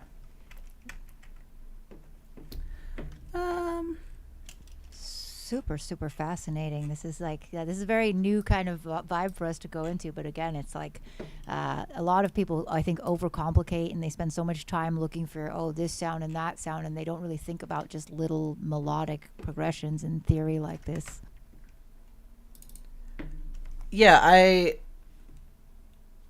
don't spend a lot of time like tinkering with sounds. I'll go through like the preset library, and I'll find one that's close enough, and then I spend most of my time on like the actual information rather than the sound. I don't know. Maybe that's something I can look at in the future. I just it's not part of my process yet, really. Again, it's a balance. I mean, sometimes it can be too much if you have such complicated harmonics, and then you have all these like really crazy textured sounds, like some of the craziest sound designy stuff that I listen to sometimes is like atonal, or it only has like one long pad or something, because the sound itself is so complex that it takes up that space. So I think it is a balance and a super interesting one. And in this case, like having to use this lo-fi aesthetic and having to follow these rules, it had to be this way. You definitely couldn't do like a single long note, a sine wave, and make it like interesting. No. I think the reason that I did this all in one project is also so that I could copy the instrument presets over. So I've got a whole bunch of other stuff here. I've got like, this is a wind fanfare, which is that's just pure Mario right there. I think that's just arpeggios. And I think this is literally the... Yeah, that's the same progression that's used at the end when you hit the flagpole. That's flat 6, flat 7, 1. So that's just purely, perfectly copied from Mario. Ha ha ha. Amazing. Natty, did you have something you wanted to say? I find the discussion between approaches, like ethos behind scoring. In this case, with the super melodic stuff, honestly, you can track it all the way back further to the old romantic style of writing music. And compared to, say, the minimal stuff like Hans Zimmer or whatever, modern trendy film score, which is, I don't know if it's still trendy, but it's interesting how video games, for the most part, have kind of stayed in that turf compared to film score, which is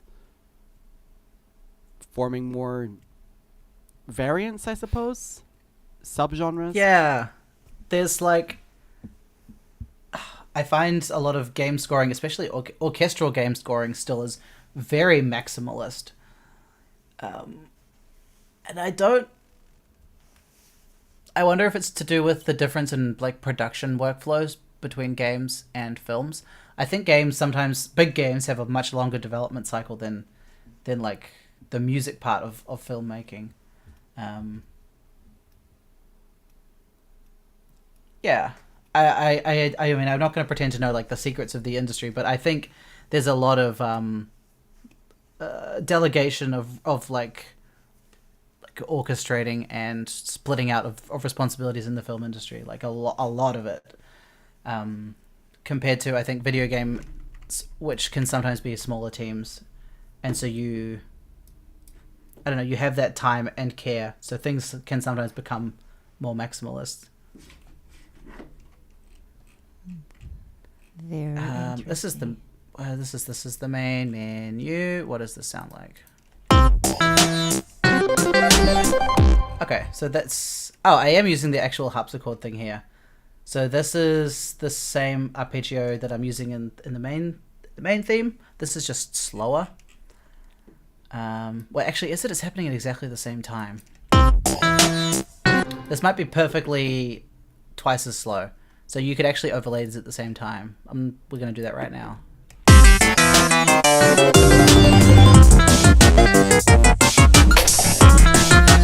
That's technically both at the same time. That's if you have 2 copies of Dr. Corona, you unlock that special bonus track, which is 2 things playing at the same time. This is just... that's just...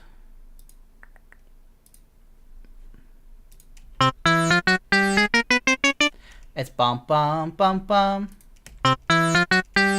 It's 4 of these notes. It's that one and that one, twice as slow, without any of the embellishments. That's the same melody. Because we're not like in the game, right? We're in the menu, so we're sort of hinting at all the stuff that's going to happen, but it hasn't happened yet. And then we also allow the bass to do one little arpeggio instead of it constantly arpeggiating. So that's here. Bum, bum, bum, bum, bum. That's bum, bum, bum, bum, bum, bum, bum, bum, bum. That's the same figure that the bass does, but we just allow it to do it once. And we're just hinting at it. In the same way, these drums. It's all the same sounds, but it's less. So everything is just like... It's not like muffled, but it's like someone else is playing it and in another room kind of thing, and you're hearing bits of the music that you're going to hear, but you're not hearing all of it yet.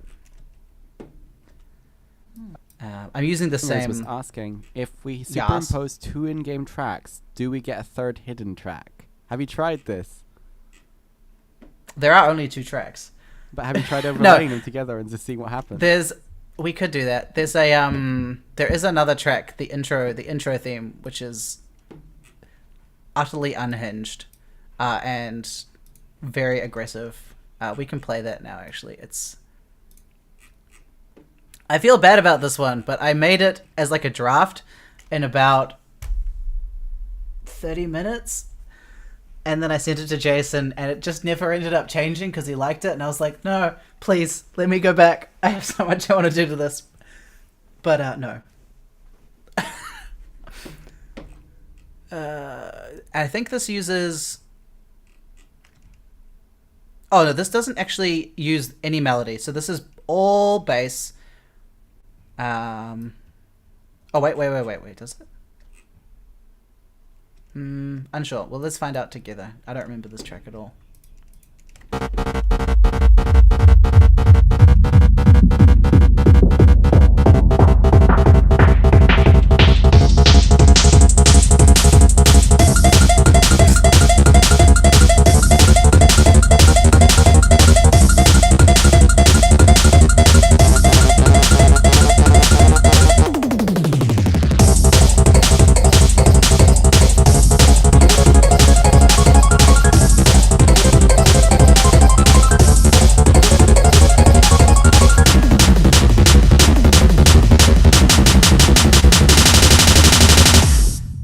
it's very, it's, I don't know, Jason, please let me change this track. Anyway.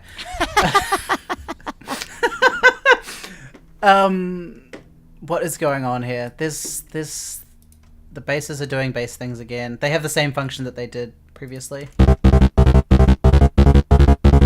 Actually, there's something fun going on in this. This is staying on the same pitch.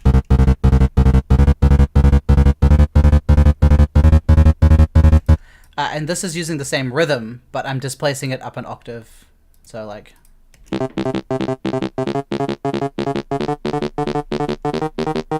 So rhythmically that's the same, but you get like two octaves instead of one. Yeah, that's kind of fun. We're filter sweeping the drums because I know no other way of starting a song. It's just the best.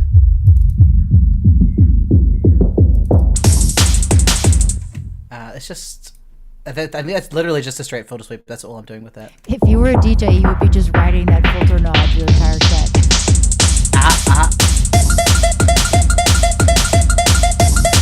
These sounds are... They don't leave my head. They're so aggressive.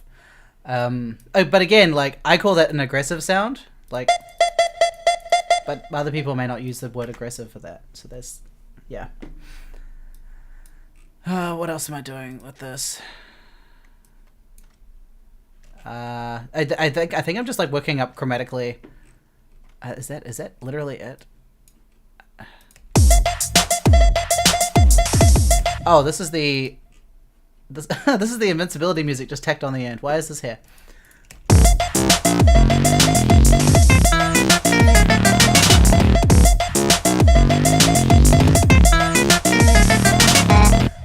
I think this is the same. This is something I do a lot. This is the same rhythm mode yet. What? He doesn't know. He's never played the game. Maybe it doesn't exist. I don't know. Maybe I just wrote it for myself. I think. This is the same rhythm. Like. It's the same rhythm, but I'm just messing around with the pitches just for fun. So it's like rhythmically the same, but pitch-wise it's not the same. Again, that's like taking something that someone's familiar with and just like altering it by one step instead of giving them something completely new. And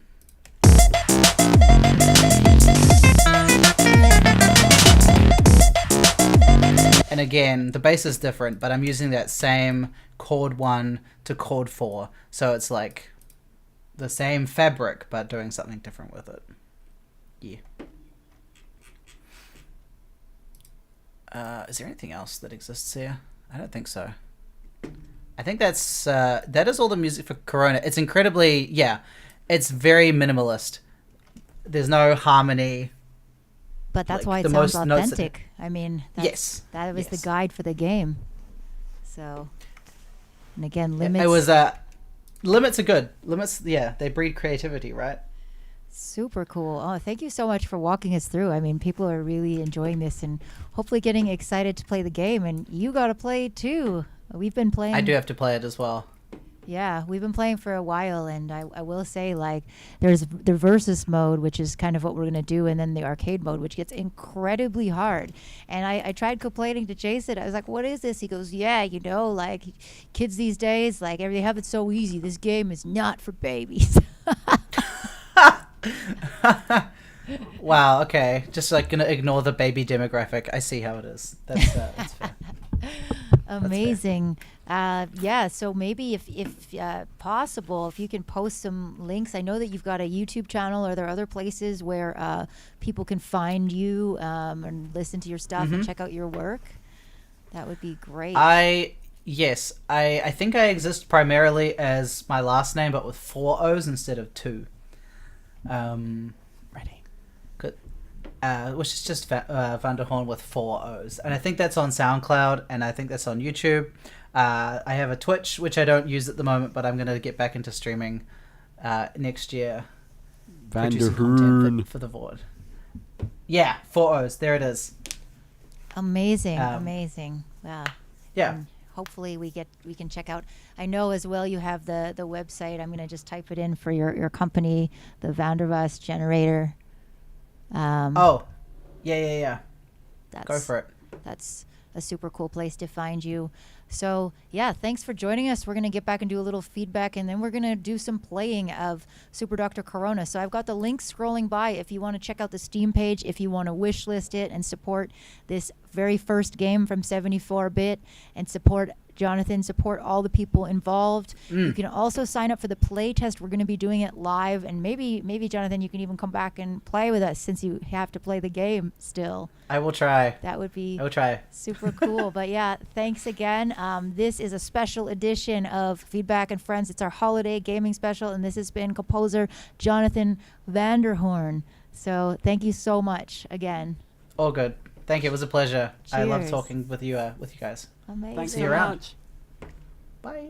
Bye. All right. So we're going to get back to some feedback. I know some of you have been patiently waiting. So we're going to do a little bit more feedback. And then actually, Natty and I are going to do some gaming on stream. And again, like if you guys all sign up for the playtest, we're going to be doing a really fun feedback stream where like those of you who are playing will be featured as a producer and all of this silly fun stuff. So we're going to be again, we're just doing a new series where we support everybody who's doing creative stuff on their own. Like that's always been our ethos as EDM production. And that's what we're doing now with gaming. And especially, did you all know that the gaming industry is bigger than the film and music industry combined? That's crazy, right? I didn't actually know that until recently.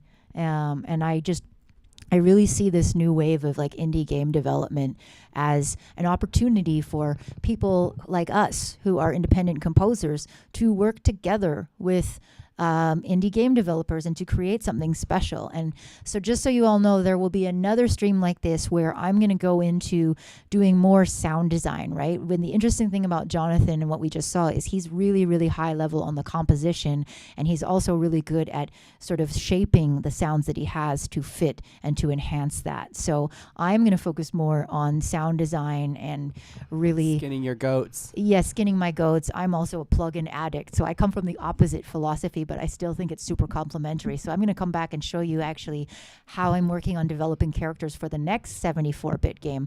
But in the meantime, before I do a little more feedback, I just want to do a short, just play a little bit more media. So let's check out just another shot of the game. Combo God achieved.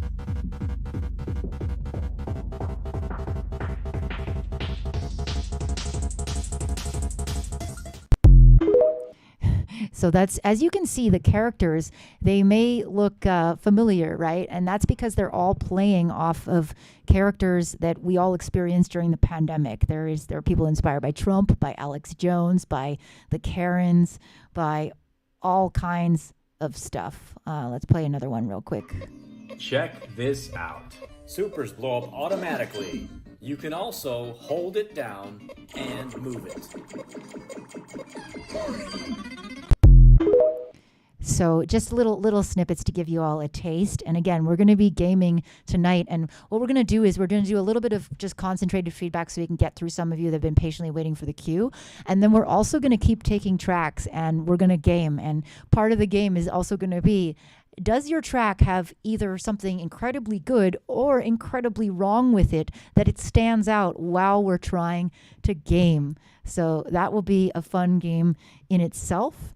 And we're going to have Annie up next, or Annie. I'm sorry, I don't know how it's correctly pronounced, but is there specific feedback that they wanted? And thank you for waiting so patiently. We love you. Latest track, juicy samples, and the result is this track, smiley face. Lol, any feedback? Lol. All right. Lol. Thank you, Annie. I'm going to just use my fingers. There we go. Oh no, it's going to be an ad. Let's just mute this ad.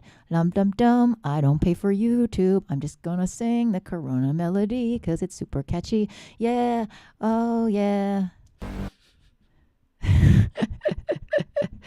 Oh my God. And now this is, no, thank you. Oh, there you go. Sorry.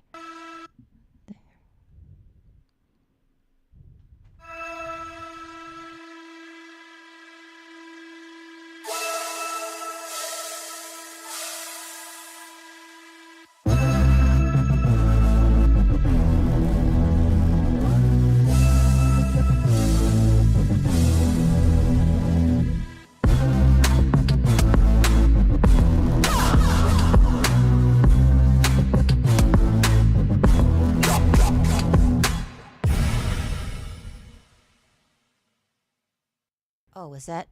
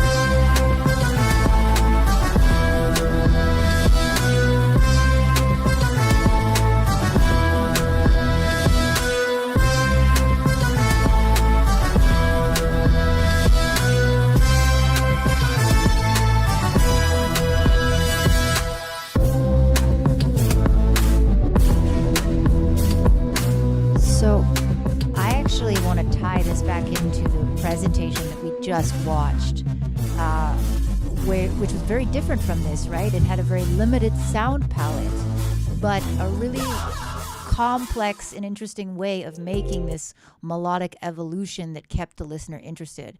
And so in this case, Annie, I've been kind of listening at your progression. I think it's really impressive how fast your production has improved since the first time I heard your stuff. Like, I can tell that you're really, really working on a lot of elements of mixing and sound placement and texture, and really cool idea.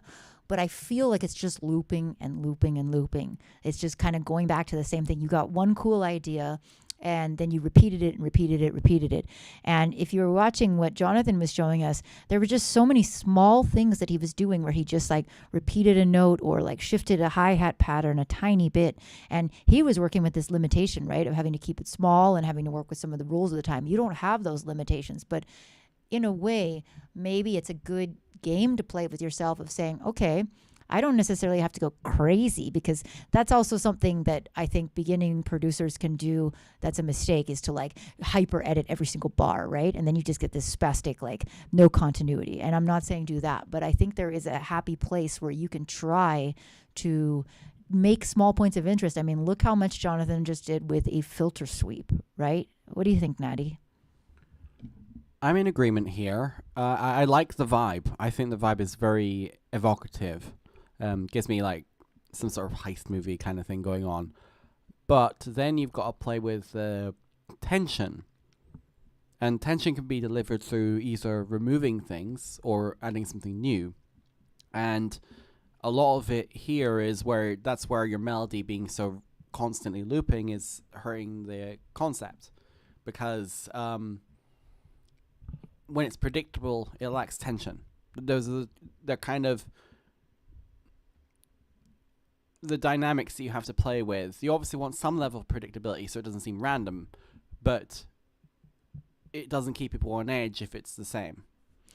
Yeah, exactly. And I mean, there's a lot of like, without even like, let's just say you didn't even edit a thing inside of the clips, you could just mute things more. You know, you could have a section where just like one layer goes on and where the drums drop out. Simple things like that. You could just like mute the drums at the end of a bar. There's just such tiny things that you can do to take a good idea and make it really engaging and make it seem non-repetitive.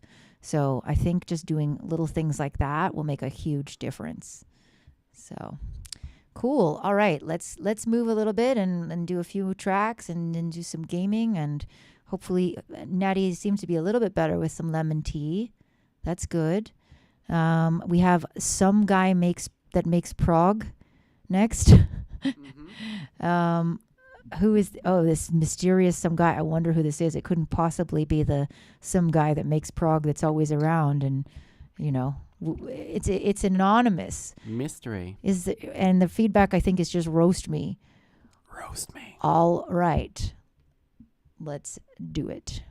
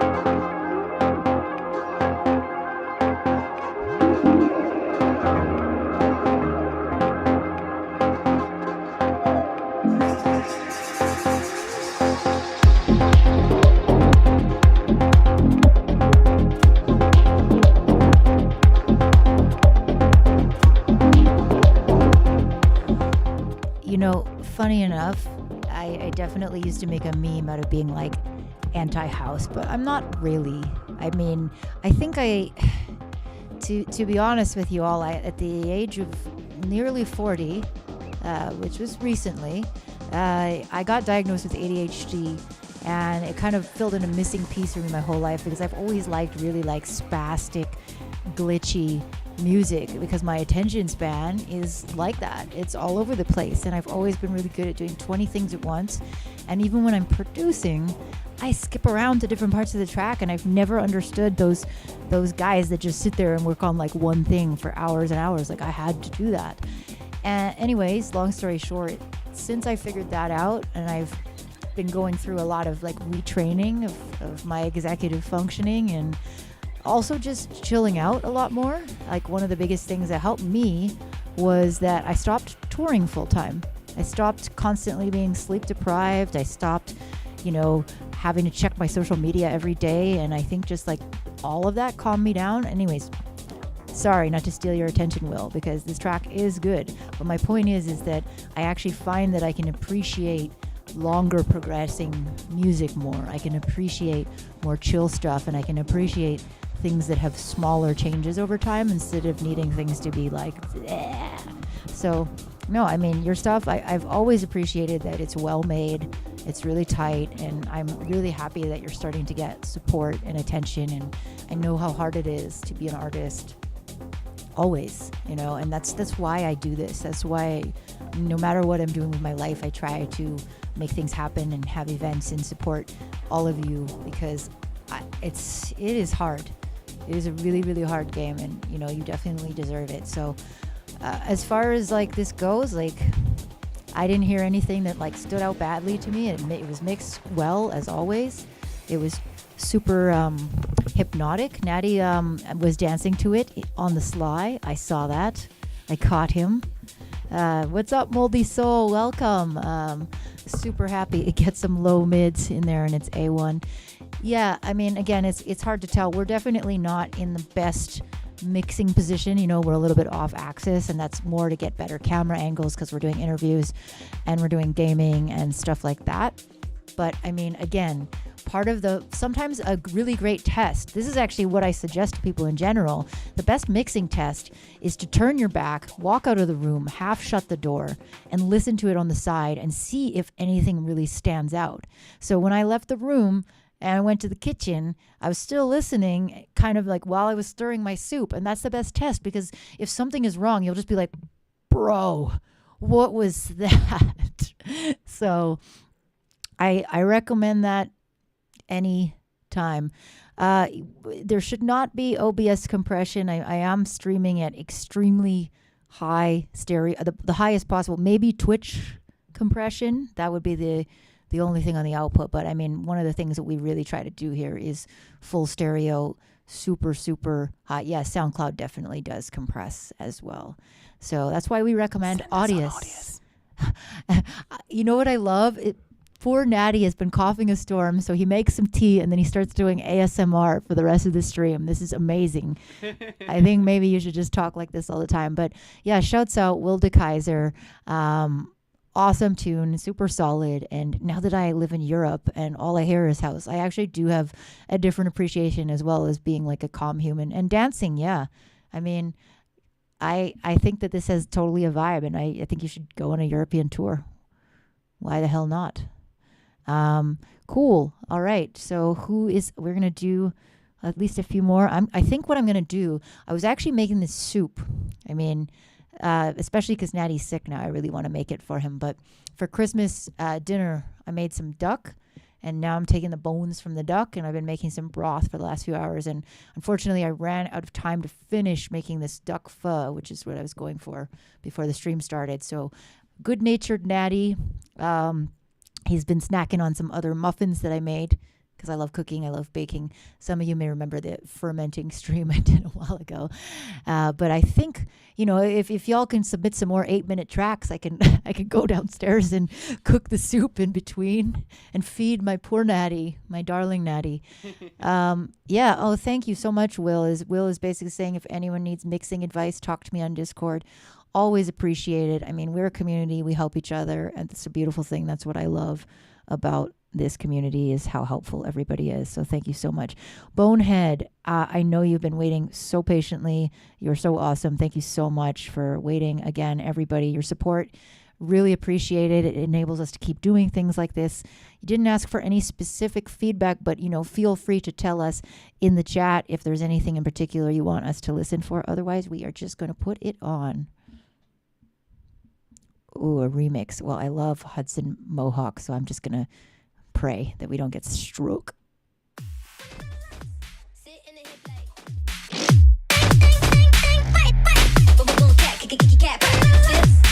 in the hip like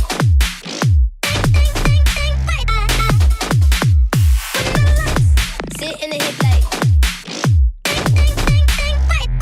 boom boom boom cat cat sit in the hip like whenever you sit in the hip like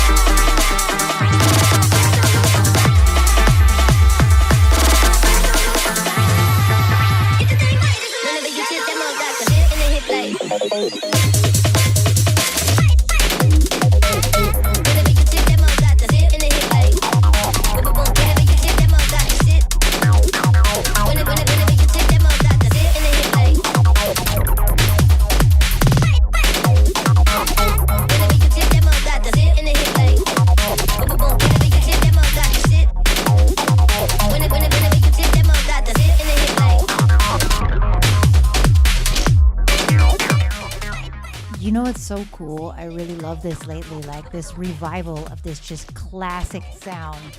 You know, it's almost like how fashion just rotates. Like right now, I'm loving it because I am at that age where both the clothing that I was wearing in high school and the music that I was listening to high school are now in fashion all over again. So I am not ashamed to say it. I'm like just really enjoying this like vintage flavor and the edits and stuff like that.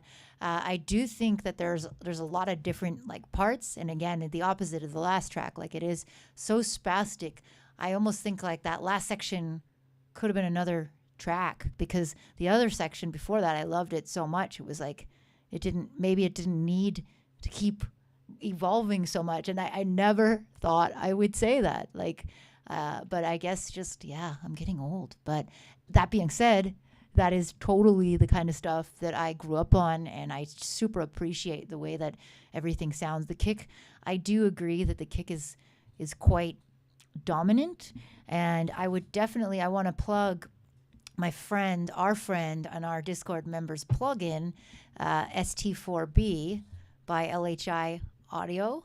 It's a multi-band transient shaper, and I'm actually finding that it's really interesting when you play with drums. I have messed around with kicks specifically, and you can really shape it in a totally different way than just like normal compression or EQing or anything else. So it might be worth, if you know, and it's not very expensive either, and it's, again, indie developer. We love indie developers. We love indie producers. So Will actually was on Feedback and Friends not too long ago doing some feedback. Super great community member and great plugin developer. So I would just want to plug that if you get stuck, because sometimes even just to play around with that and just mess with the things you already have in place can be an inspiration, rather than trying to just change it out and put a different kick in, to see how far you can go with what you have. Because I don't think it's like the wrong kick. You know, it doesn't stand out to me as sounding wrong for the track. It just maybe needs a little bit of shaping. So, I don't know. Natty, how did you feel about this? I find the production really solid. That it has a well-defined set of sounds, and nothing in that sense feels incongruous.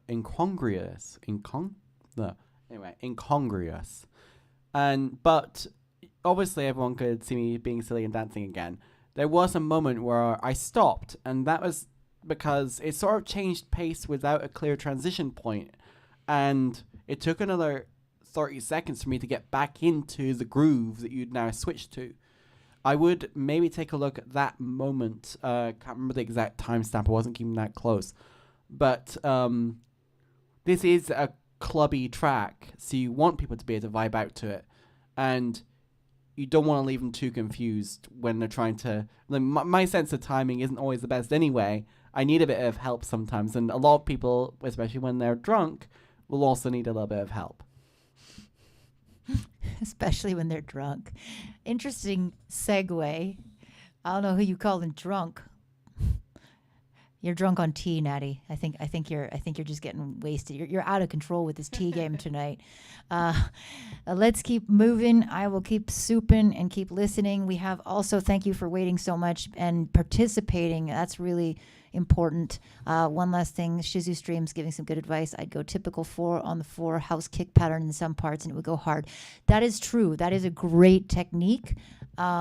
Especially with those hats. Especially in general, when you have something super glitchy and spastic, to have an anchor, to have something that people can relate to. And again, just to tie that back into what we just watched, like that was what Jonathan was saying about having these like familiar scales and these ascending and descending. Like you make something that's not so familiar that it gets repetitive, but just something to lead people back and just anchor them, right? So having that 4 on the floor kick could be just in some parts could be really cool. So yeah, I just wanted to throw that in because I thought that was great advice. So next up, would you like to? Are you feeling okay to read Six Sided's feedback, my darling Natty? Updated since last feedback session. This track has been awful to mix. I want some other ears to listen to it before I feel comfortable to move on. All right. Well, always love your stuff. And again, thank you for being part of this community, all of you. We couldn't do this without you. This is this EDMP holiday gaming special in collaboration with 74-Bit, of course, on LBC TV, with a little feedback and friends thrown in. And this is Six Sided.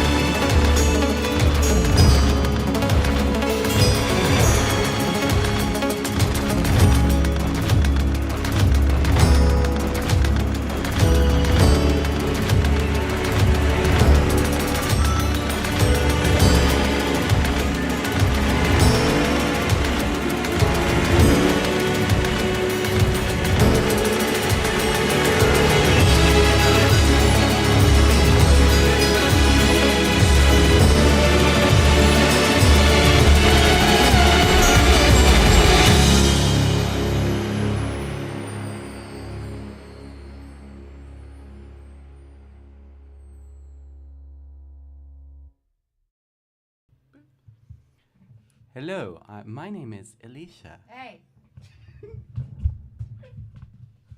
This is the thanks I get for making soup for you. You ungrateful. That was amazing. Let me turn my speaker down so I don't reverb. Yeah, oh my God. I really, really love the textures. I really love the composition. I was totally hooked. Will is giving some really good refined mix advice, lower volume on strings. This is good. Thank you, Will, because, like I said, we're not in the position, literally, to give super precise mixing advice, but I would say compositionally it's great. And mix-wise, I don't hear anything that stands out, like is in the wrong place or is piercing or is too resonant or anything like that. I think the guitar, like the plucky parts come through really well. There's such a nice contrast of textures. Really, really, really good. Natty, did you do some secret dancing while I was gone? This wasn't that sort of track. It doesn't really make me feel like dancing, but it is very good at setting a scene, and I appreciate that. For me, I think the mix on the whole is very clean. I am very off center, but it still sounds nice. There's no weird obvious phasing issues, which is good. I think the only thing that really stood out to me, you could do a little bit more volume velocity automation on that bass drum, because it's kind of the same all the way through, and it's noticeable to me at least, and makes it sound a little bit less organic compared to everything else, which is really nicely composed. It's just lots of little humanizing touches to the intensity of that bass drum, I think, that need to be put into play. Yeah, but again, these are all like nitpicky things because it's so lovely and it's really dramatic, and yeah, I mean, it's one of those things that I could hear it in a film score. I could also just hear like listening to it in an album. I don't know if you listen to any Nitin Sawhney, but he's like a composer, producer, and he's just always been super revolutionary, making these like ambient stories, and it's super, super inspiring. And I know that you use all MIDI, and that is just mind-bending. So pretty crazy. Thank you again. I love, again, sometimes I actually go and like listen to your links after the stream because they're so awesome and they tell so much of a story. So I think, you were asking all these questions about getting into film and game scoring. I think your work speaks for itself. And the best thing you can do is, continue to connect with communities like this, because I know that like if I know somebody who is looking for a composer for the game, you would be one of the first people I would recommend. Like your storytelling and your, the drama and the tension and the variety is amazing. So, keep just connecting. I think that's really all it will take for you. And then again, I would also recommend, since it's free and it's easy, go online and learn Fmod and Wise and maybe even Unreal Meta Sounds. And if you have those skills under your belt, I know that Fmod is still what people use in Unity, and tons of games are made in Unity. So I would just say learning those just so you can put them on your resume. The funny thing I notice is sometimes people ask for it and you put it there and then they interview and you get the job and you never use it. But it's like they just want to know that you've developed the experience. So again, just some more advice to keep on the theme. For those of us who are just joining, we are doing a special holiday games themed, we are learning how to speak. Natty is no longer coughing as much, which is great. I am making some soup. We are doing a little bit of feedback, and then we're going to actually play test a pre-release of the game Super Dr. Corona. Hopefully Natty doesn't have Corona. I don't think so. So yeah, if you notice all the different graphics and stuff, this is some really fun stuff from the game. I'm like popping some emojis in from the 74-bit Discord of the characters. They're all making fun of it. It's a really cool game, and you're gonna see it a little bit later. And we may open up the queue and just take some tracks to listen to and to give more casual feedback on. So if you're hanging out, please do give us a soundtrack. Is Elitro around? I know that were patiently waiting and asking for a tag when it was their turn. I tagged them. I didn't get a response, but I think we should just give it a go anyway. All right. So what was the feedback they were looking for? How to improve the rhythm? It feels off. And how do I make the mixing clearer to make the drop better and more cool? Awesome.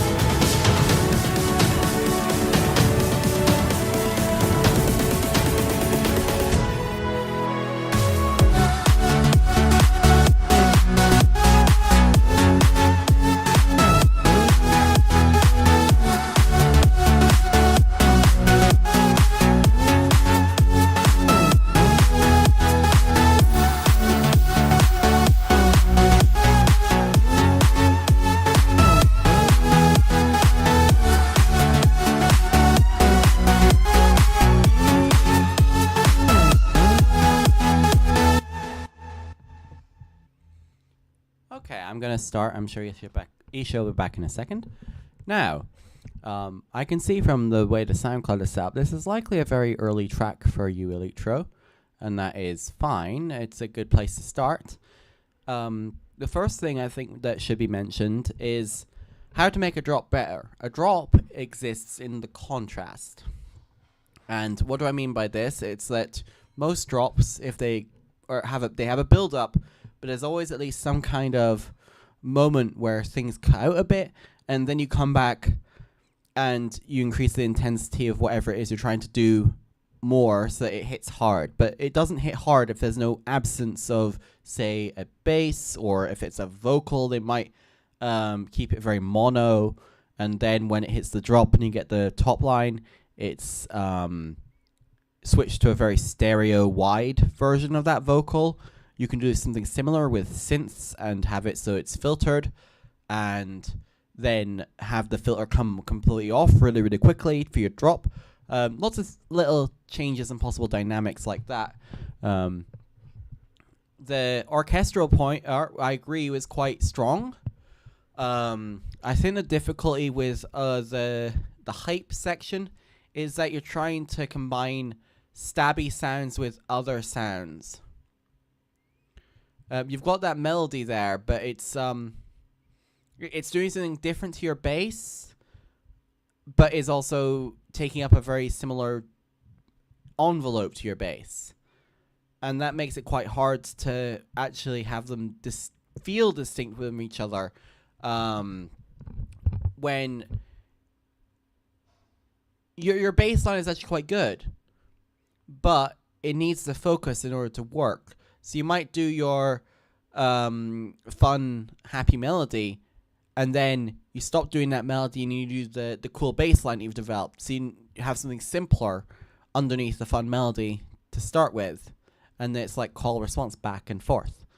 The other way around would be to change your sound palette a bit so that that melody that you have on top is a bit more sustained. Maybe decays a little bit slower than your bass, because your bass is meant to be kind of really stabby and punchy.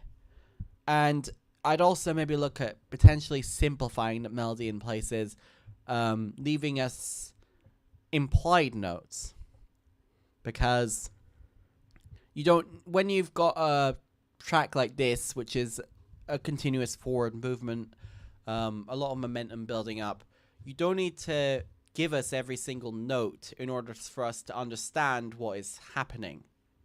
You can hint at it through either the chords that you use or the gaps between the other notes in an arpeggio. It ends up being that your brain psychologically fills in all the gaps. So I would just play around more of what you already have, and just try and create more mutations and variations of those bits. And I would look at that before worrying about anything else mixing, because the first thing to do when it comes to mixing is making sure that your sound design is complementing the arrangement, and that your arrangement doesn't have any weirdness. And I don't think there's anything particularly off so far, so that's just fine. I have soup for Natty. Isha brought me soup. She's so kind. All right, and I'll get my soup after. So, sorry, that was it. There was a necessary soup break. Sorry, I had to skip out on that one, but I think Natty has some really, really valuable feedback. I've just brought him some pho, and hopefully he feels a little bit better. We are going to move on to the next one, and let's see. Goobery. Is Goobery around? I haven't checked yet. I got started with the... Yeah, I made some pho out of Christmas leftovers, so I'm pretty excited to try it. I hope it's good. All right, we're going to play Goobery. I'm also going to go get my own soup, but I am still listening, I promise. And was there any specific feedback? Any feedback is good. All right, then. Let's check it out. Oh, here's your feedback. This track was not found You did not give us a correct link. I think it's usually what happens. So my feedback is, give us a link that works. All right. So we're going to move quickly on to Shumazi. I think I saw them in the chat. Yeah, they said this one was a short one, I think. So you Okay. won't get a chance to escape for soup just yet. That's okay. I can live. It's you who needs the soup. And Shumazi is wondering if it feels compositionally complete or something could make it richer. Okay. That's pretty good.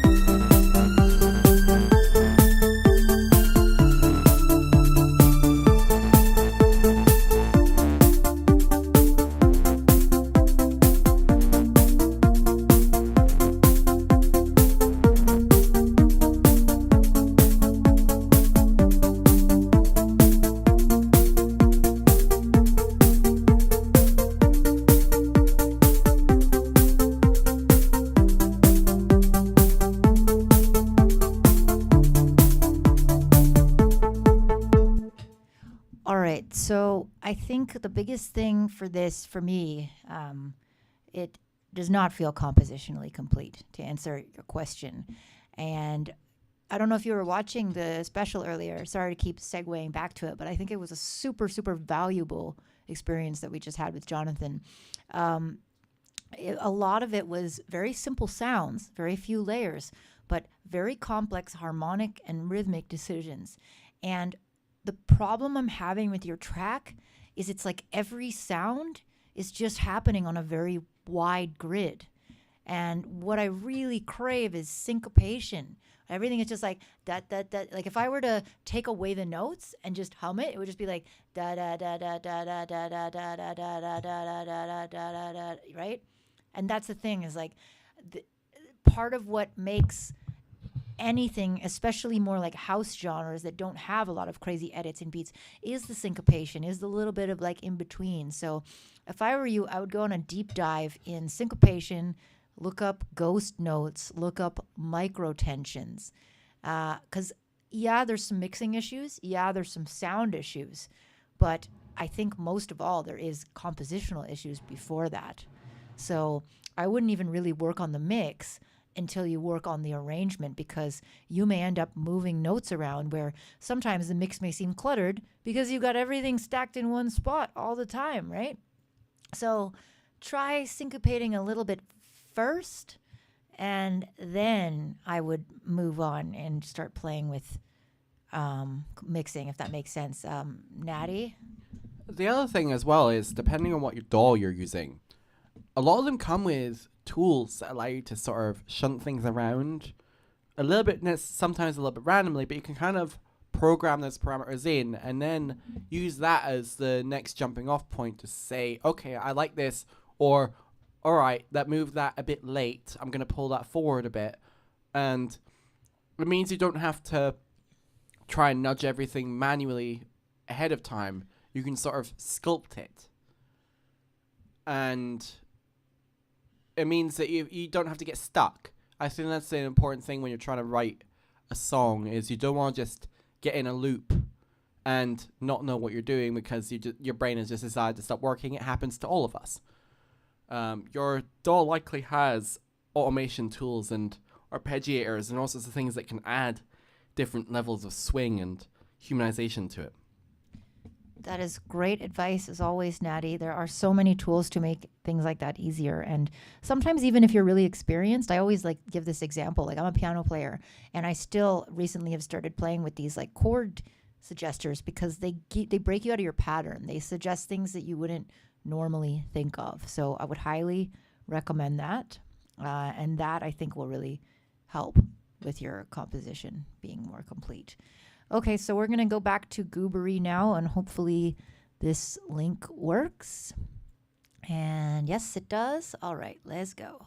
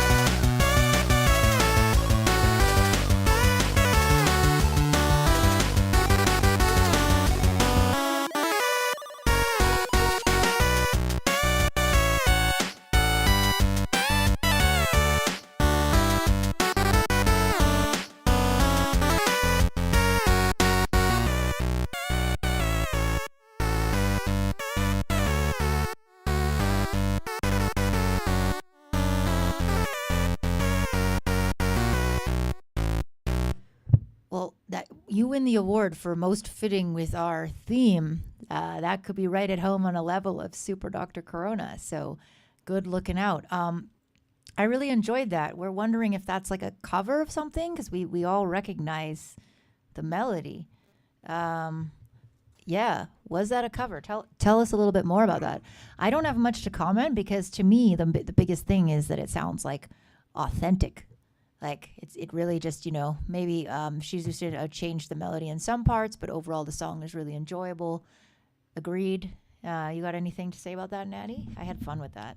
I think it's quite spicy chili. I think it was quite enjoyable, and I think it might be a fun experiment with this type of music. If you're not using some kind of tracker software, it might be fun to see how far you can get translating whatever you've made in your DAW over to a tracker. Not because it doesn't sound authentic, but because it might spawn new ideas, because obviously that's how all the old retro tracks were written. It wasn't in a DAW the way we see it now. It was in these trackers where they have a limited number of slots, and even just the way a lot of them go vertically, it's just a very different experience.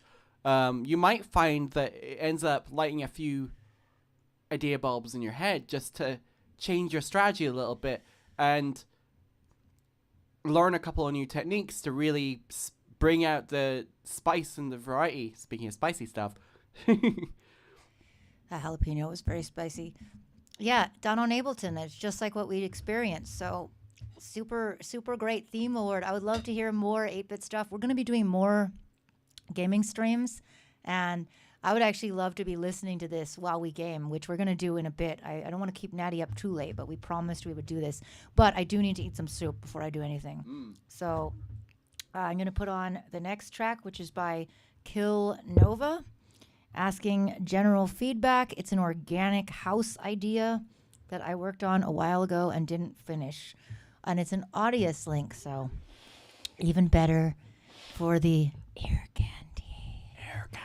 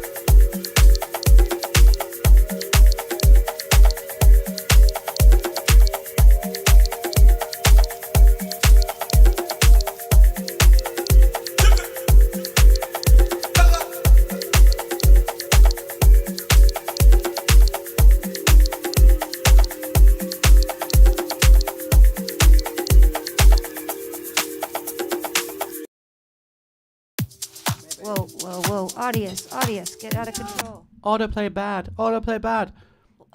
That track I felt could have, like, it's so close to being like peak Ibiza, you know, that lounge chill kind of vibe. There was one thing that stood out to me though, those vocal ad-libs. They're a little dry. Everything else is really lush and spacious, and they just sort of sit on top of everything and feel disconnected from the context. They also might happen a little too often as well. I don't know. Yeah, I mean, I think it's a vibe, and it's like really nice and chill. I actually went to Ibiza for the first time finally, like after like 25, 30 years of being a DJ and an artist. It was really weird.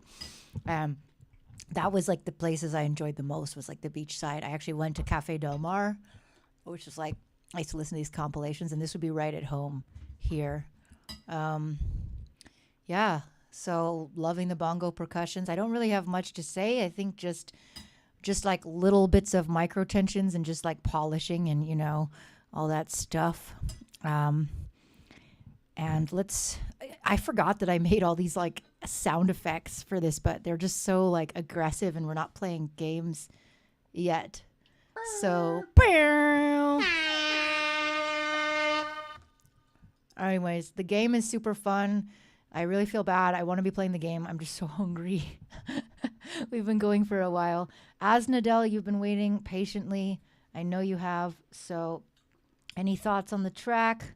Is just the general feedback that you're asking for. So we are going to give it to you. And I realized that I forgot to put the mushrooms back in the soup. No, not those kind of mushrooms, guys. Come on. This is PG.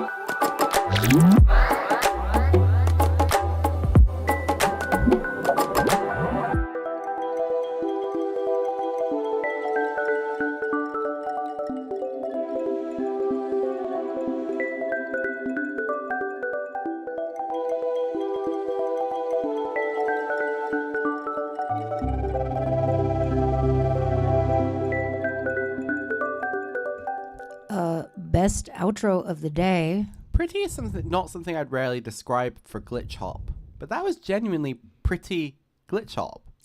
It was, and it managed to not sound dated, which is tricky because glitch hop became this like almost like meme, you know. It is, there's always formulas for genres, but with glitch hop, and like trust me, I am like one of the, I've been called the glitch hop goddess and all these like vomit worthy things just because I happened to co-found one of the first forums for it. And I'll tell you, like, I got bored really quick because hyper edited stuff that follows a formula is like even more boring than like more repetitive stuff, you know. It's really, I really love the outro. I really love the cinematic aspects of it. It was all super, super nice, and I wouldn't change anything either. What about you, Natty?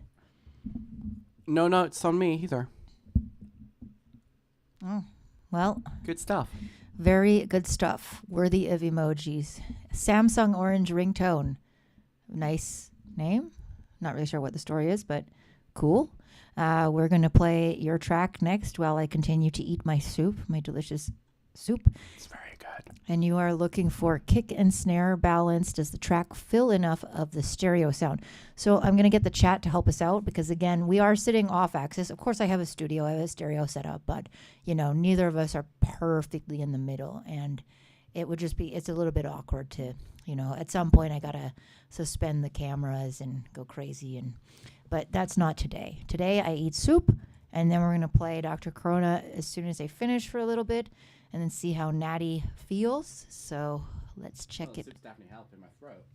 Yay!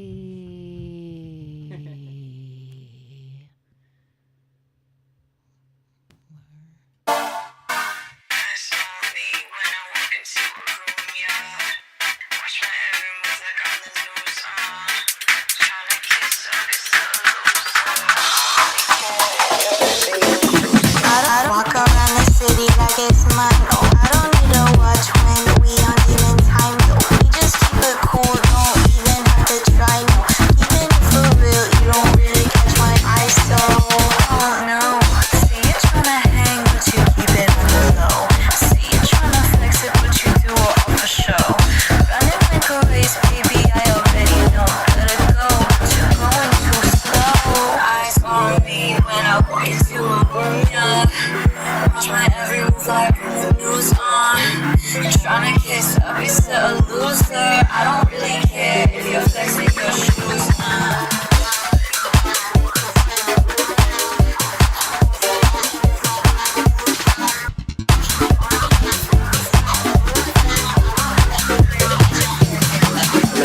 I look good and nothing, I look better in Shabari, you a jet, you ain't shit. You know Ricky Tikki Tavi, I'm a man, you're a tick. I don't need you near my body, you thought you could get with me, well baby, I am way to golly. Play with your dollies, I'm rolling up with my posse. You don't got your own swag, so you just sit back and copy. I'm sexy, young girl, you step to the heart.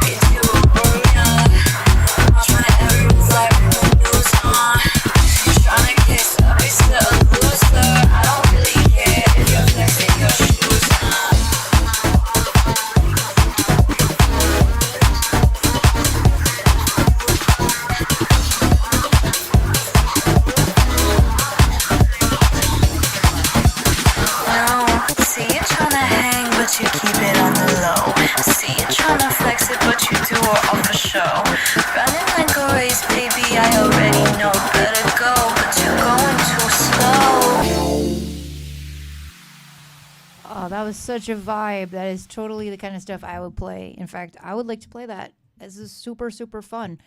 Iarski was saying these vocals feel out of place. It's an interesting thing because they're kind of like loose and they're spoken. So like there is a little bit of a like, you know, they're not tightly in, but I think that that's an interesting style choice. And I think that in a way, like artists like Fred again have sort of paved the way for this like talking, dialogue, rhythm of life kind of style. So I guess I would argue that like it is an intentional choice that I feel. And I feel like if they were tightened more, they might not, it might just be a different groove. So I think it's a really fun track. I think it fills the space. How did you feel, Natty? It makes me feel like we're listening to these people's inner thoughts. Like they're at a house party. And none of them are quite speaking to each other. So even if they are speaking what they're really thinking, it might be really quiet, sort of drowned out. Their own thoughts might be drowned out by the noise of everything else going on in the place. And it's like we're being let into some sort of secret thing. And that's quite powerful and relatable. Like you may not be able to understand every single word that any of these people are saying, but they sound like somebody you might know. Mm-hmm. And that's a really clever trick, genuinely. Yeah. I think you should just like go with it. Send it to me. I mean, I guess you did already, but you know, I'm not a stealer. I always make sure I have permission before I rage somebody's tracks. But that being said, I'm not doing like a lot of shows right now, but this is such a fun energy, and I really genuinely like it. So yes, you need to release it first. Okay, keep me posted. Do you have an artist name? I noticed that your artist name on SoundCloud is insert artist name here. It's funny. People get really stuck on this.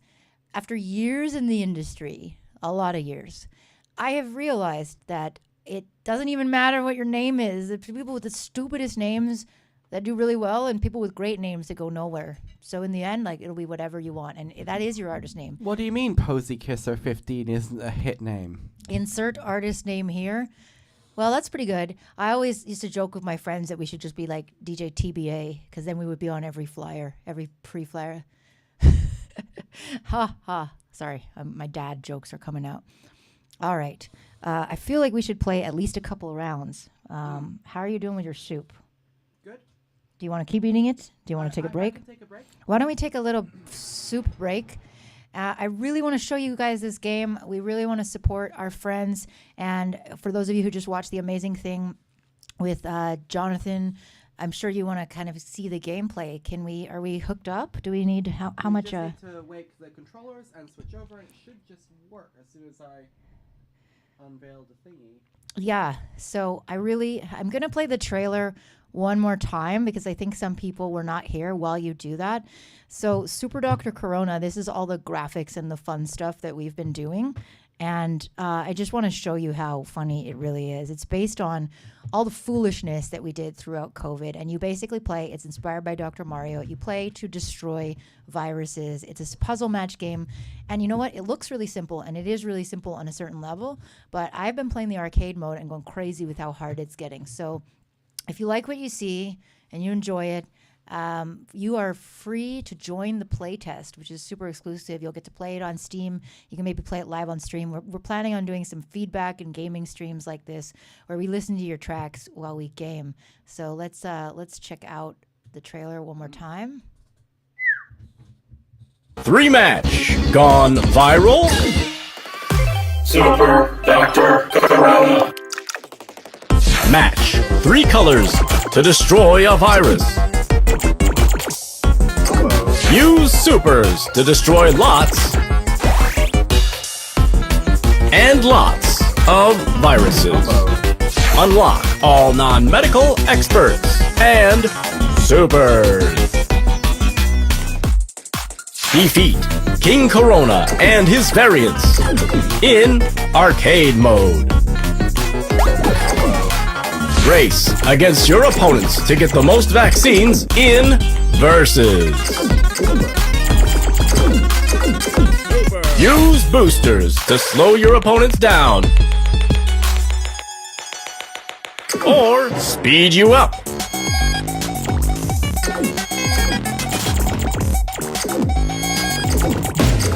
I demand a rematch! So I hope you enjoyed that as much as I did. I've been enjoying it quite a lot. It's pretty funny.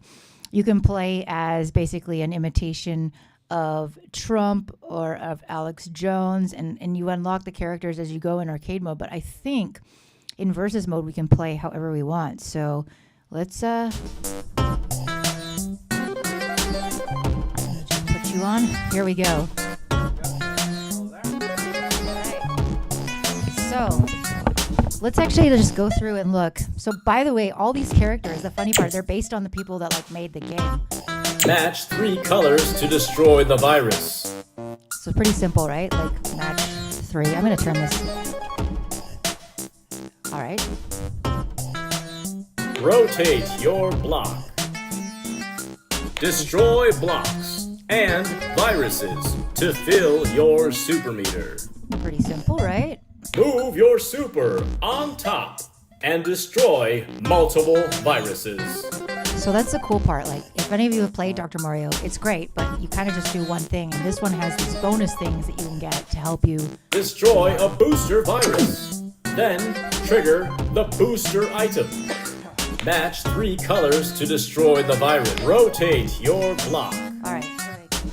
There we go. All right. So let's check out some of the characters. So we've all Super. It's pretty funny. So you got super. Every character has 2 versions, as far as I know. So Super. So here's the Karen, and each of them has these taunts. So when you beat somebody, or when you get to taunt them, right? You get to be like, say these funny lines. So that's Karen. Super. This guy is based on, if you all remember, January 6th and the Crazy Raccoon Man. Super. That's the toilet paper prepper conspiracy theorist guy. Super.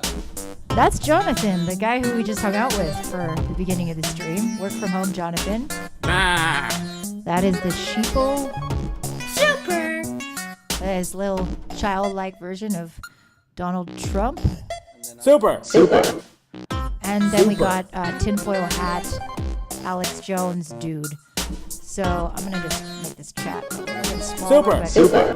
But so I'm gonna go versus Natty. Who are you gonna be? The combo king? Super. You wanna be Karen? All right, I'll be Karen. I'll be Carl Jones.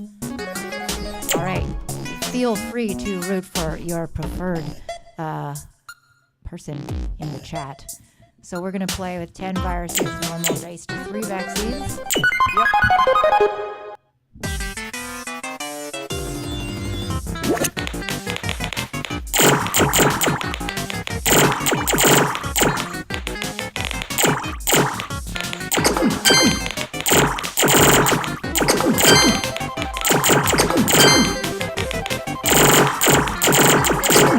Super.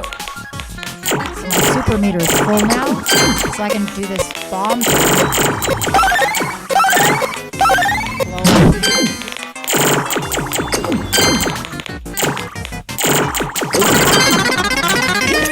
And this is the music we were breaking down with Jonathan.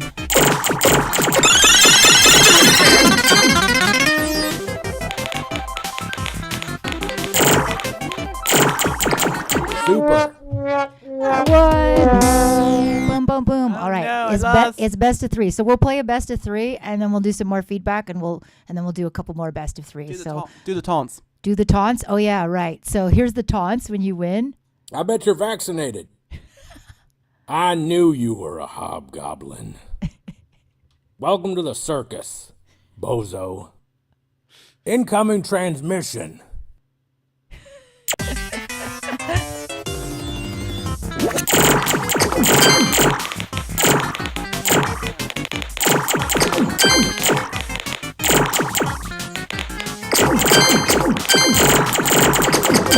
Super.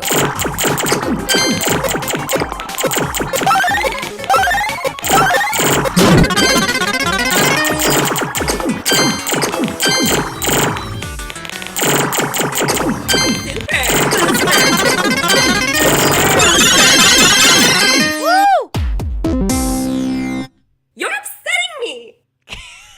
That's not allowed. Get me your manager.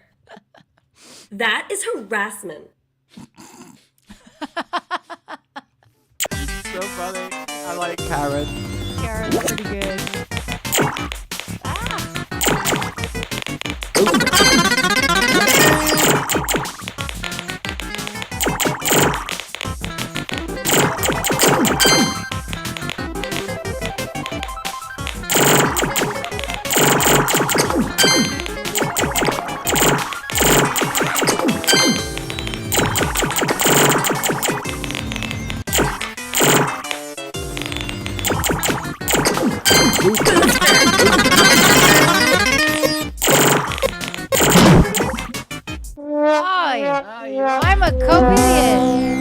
gosh darn Yeah, it. yeah, yeah. Oh my gosh, what did I do? I gotta shrink this chat because I cannot see what I'm doing. There we go. I'm gonna just blame it on that and not that you just beat me. Yeah, yeah, yeah.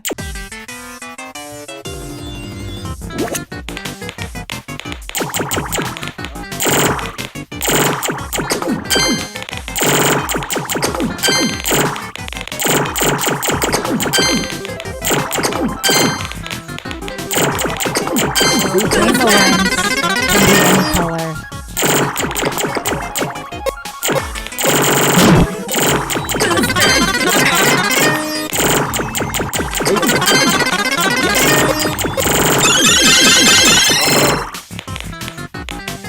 There's a combo change. Super.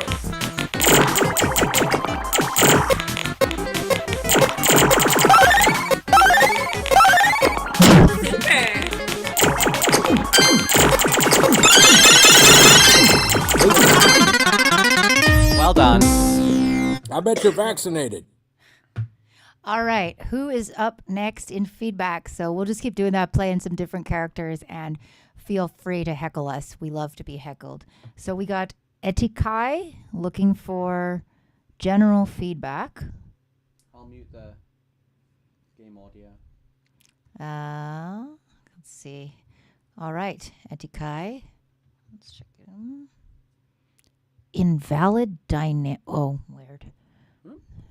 Never mind. That was just my slippy fingers, I think. Wait, what is this link? Oh, something strange happened when I copied it. There we go.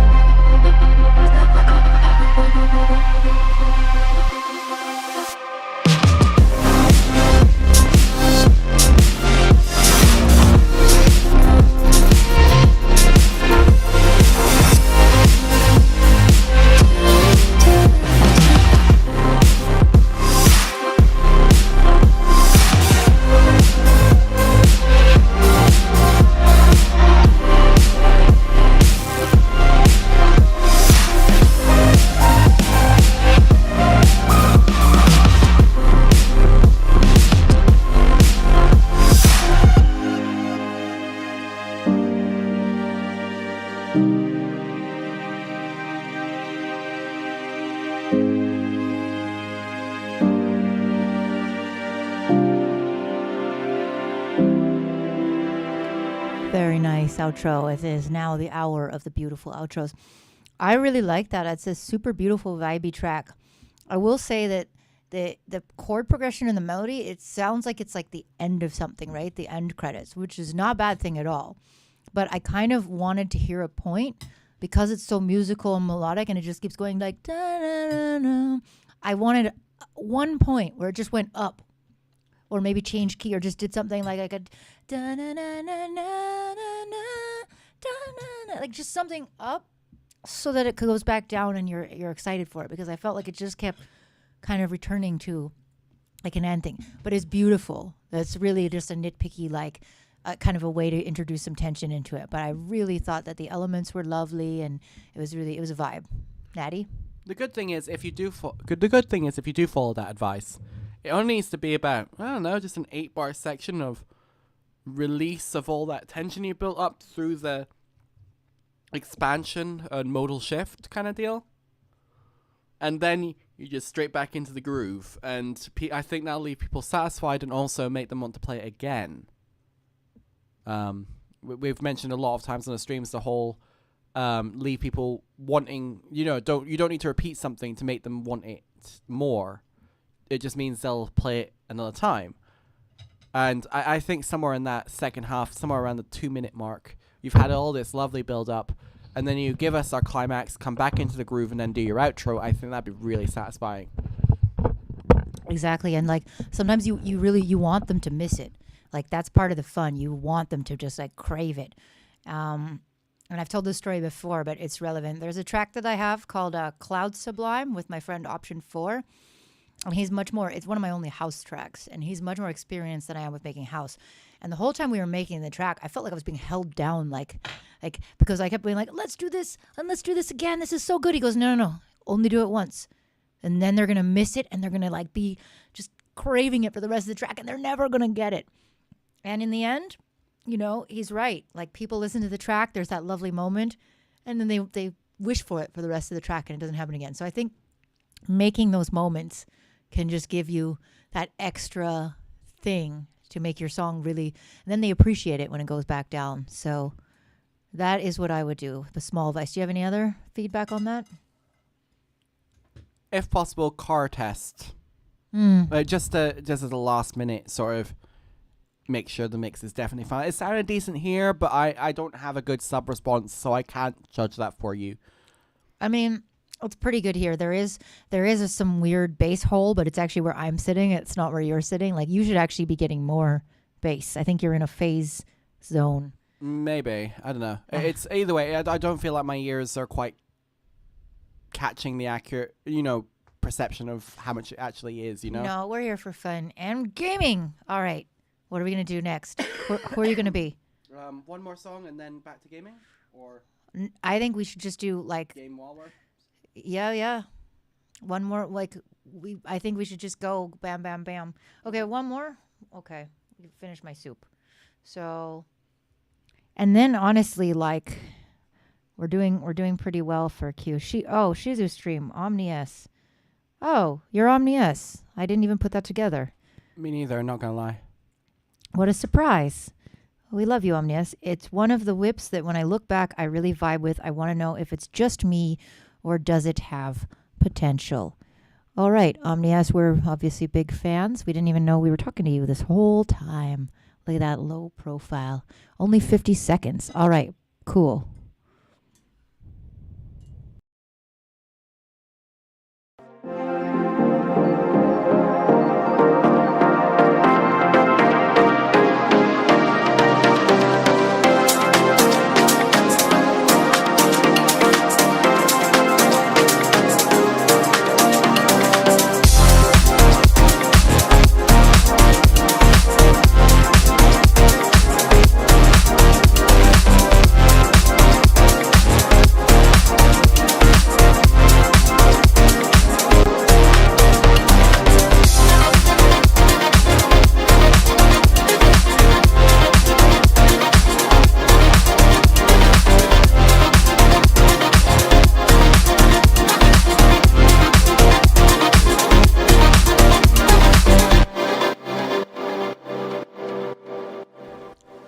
Dude, that's definitely potential. That's a really good start. It's really exciting. That was building up tension. I was just ready for it to drop. What about you? More. Just keep going. Write out the general arrangement as quickly as you can, and then see how you can evolve the identity of the sound design so that it complements the overall strategy you're going for. And yeah, but you ask, does it have potential? Everything we get into the feedback and streams has potential. What matters is that you devote enough time to really make your ideas happen. Well spoken. Well spoken. All right. Welcome to 74-bit land. It's a little fun Volta world I made with some of the characters. You ready? You ready to play me again? Yep. Right now I'm winning. Yeah, I know. Just saying. You're way better than me. No. All right. We have sounds? Oh, yes. Oh, wait. How do we... I want to play different people. My controller's not working anymore. We both suck. Hello? All right. How do we change... No, go away. We want to change the characters. Yeah, I agree also as well, just commenting what Ivy just said. Maybe there is a little bit of clipping in the bit, but I didn't really like it. It didn't really bother, but what happened? I don't know. Our controllers went to sleep. Wake up. Is it working at all? All right. Bizarre. I guess we got to play another feedback track while we fix this. Hang tight. I'm going to just put on the next one, which is... Wow, now my internet is like angry. Who's number 16? Schlep. Oh, Schlep, you've been so patient. Thank you if you're still here. I hope you're still here. Still got full charge. I guess I will reset the controllers. All right, so we're going to listen to Schlep. Any specific feedback, just mix down.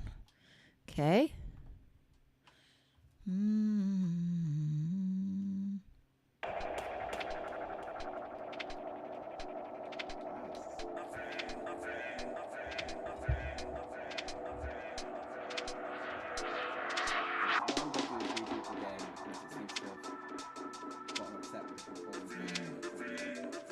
Very quiet.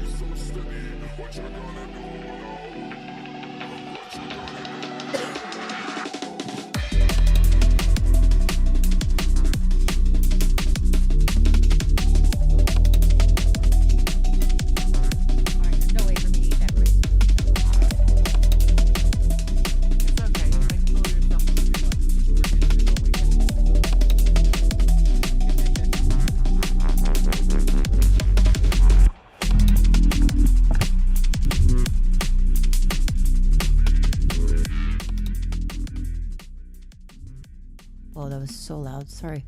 I had to turn it up. So, mix down. I mean, definitely needs a little mastering, even just to share with people. That was so quiet.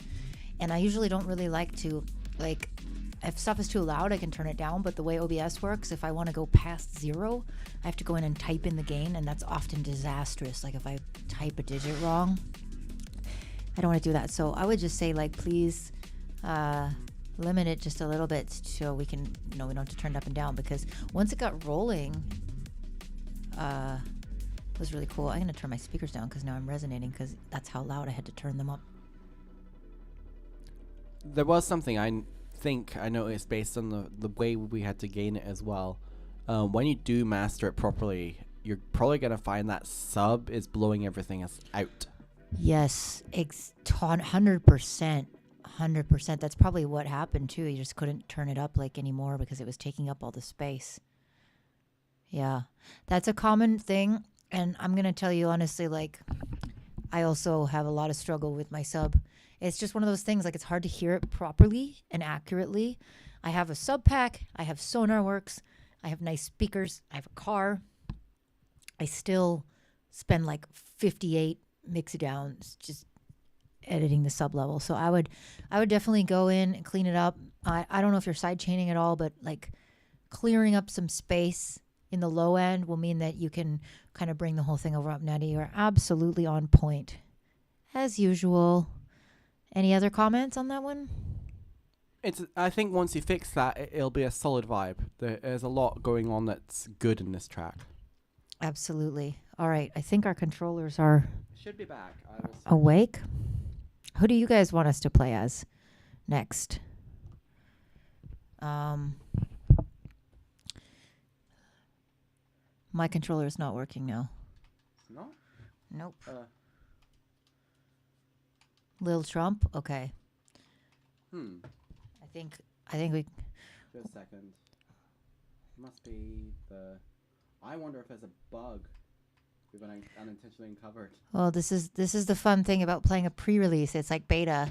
We do that a lot in this community. We've done a lot of pioneering of software. Even the broadcasting software that we use, Video Ninja, we were like some of the first people to start using it. So the payoff is you have to be the first to try this cool stuff. Is yours working? I'm not getting anything. I think I have to reboot it again. Sorry, 2 seconds. At least I know that's what fixes it. All right, cool. Well, in the meantime, we just keep going back to feedback. Maybe we should like... If it's I think it's Alt-Tab that's killing it specifically. Tab? Alt-Tab. It's where switching through windows without... No, I know what Alt-Tab is. I mean, I'm just saying, like, that's what you're doing, like when you go between the capture or something? When I go between Volta and... Ah, okay. I think we found a bug. Okay, we will play as Lil Trump next. And fun fact, I said this before, but in case people missed it, all the characters are based on either people that developed the game or people close to them. And the Little Trump, who's also the Little Raccoon, Carl, who plays the Alex Jones guy and the TP prepper, it's his son. Really, really cute kid who has his own YouTube gaming channel. Just to be meta, he does game reviews, and he actually did a playthrough of the game. It was really cute. He's 12 years old. He's amazing. So let's check out the next one, which is Walking Home by Citros, of course. Thank you for waiting. You've been super, super patient, and as always, we thank you for being part of our community. If there's any events that you would like to see or like types of topics you would like us to cover. Types of games too. Types of games, yeah. I'm going to be doing, again, a part 2 of this where instead of focusing so much on composition for games, I'm going to focus on sound design process. And we're going to nerd out on some plugins because opposite of the last guest we had, I love plugins and I love messing around with tech. And I'm currently working on 74-Bit's second game and designing sounds and music for all the characters, and they all have a very different palette, and there's a lot of mythology of them coming from different parts of the world. So also when you marry that with the lo-fi aesthetic, which as you can see is kind of this signature, this throwback to retro gaming, I've basically had to go through a process where I combine tribal and organic instrumentation with 8-bit lo-fi rules. And those are kind of opposite. So I think it's a really interesting process, and I'm excited to share it with you all. So maybe we'll do, I don't know if you guys like this hybrid feedback stuff, or if you, I just find that, it breaks it up and makes it less of just one person talking. And even though, we love it when I have my ASMR voice and Natty has this ASMR whisper, it's still good to change it up. So let's play the Citros song. Is it, are we woken up for after that now? Yeah, I figured out the problem. Okay, so Citros is not sure what to do with this track or what to add, so give me some ideas. So everybody, Citros would like some ideas.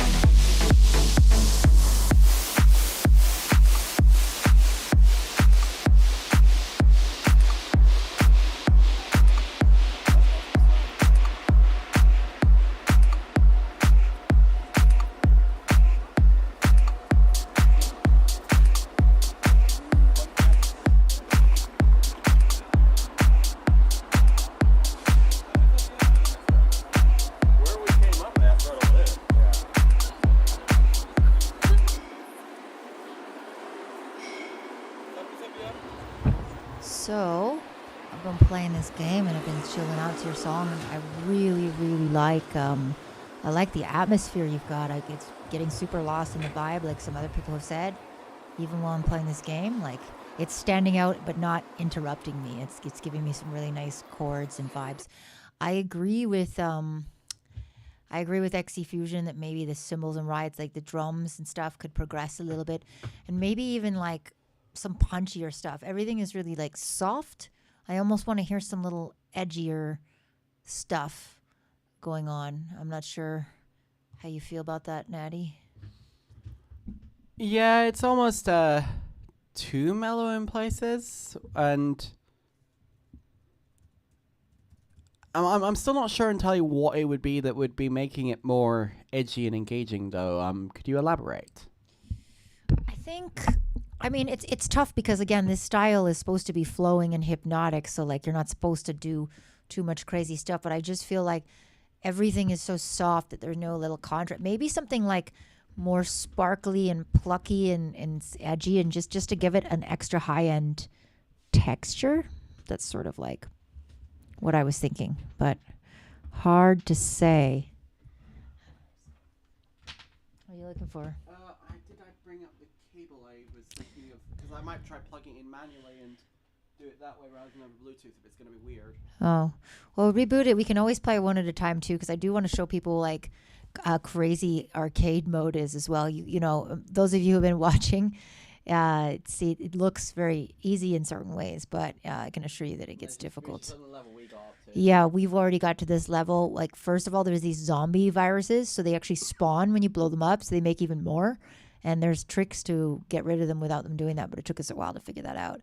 And then, yeah, these little virus guys. And then there's point that we keep dying at now, there's these little bombs that just blow up if you don't get them in time. And sometimes they appear like in the bottom of your screen, and it's really hard. So maybe if you can reboot while I play the next song, I will embarrass myself and lose horribly at arcade mode. Yep, I will back in a sec. All right, cool. So I'm going to play, I hope our Xspace is the username of the person next, aka Arski. I don't know if you're still in the house. I hope so. Yay! Thank you so much for being here. We love you. And I promise I'm going to listen to the whole song because you've been waiting so patiently. Overall feedback, everything helps. This is my 4th song I've finished and my first one with custom vocals. That's really exciting. Congratulations. Are they your vocals, or somebody made you some vocals, or what is? Tell us a little bit more in the chat about the story of this track. We like stories, and we will give you feedback.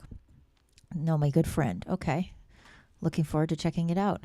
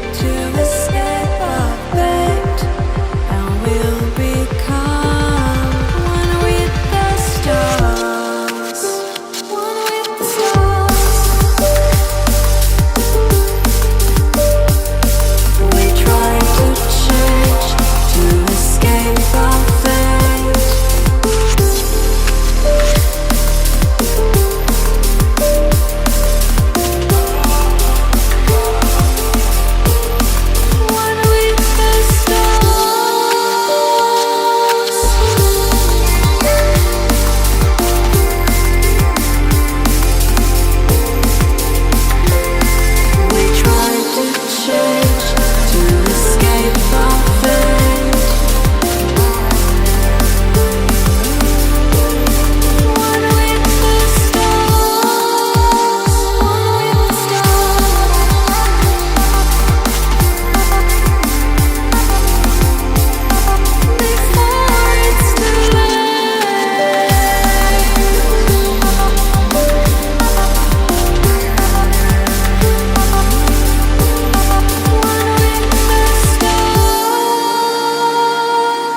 have no idea what this super does.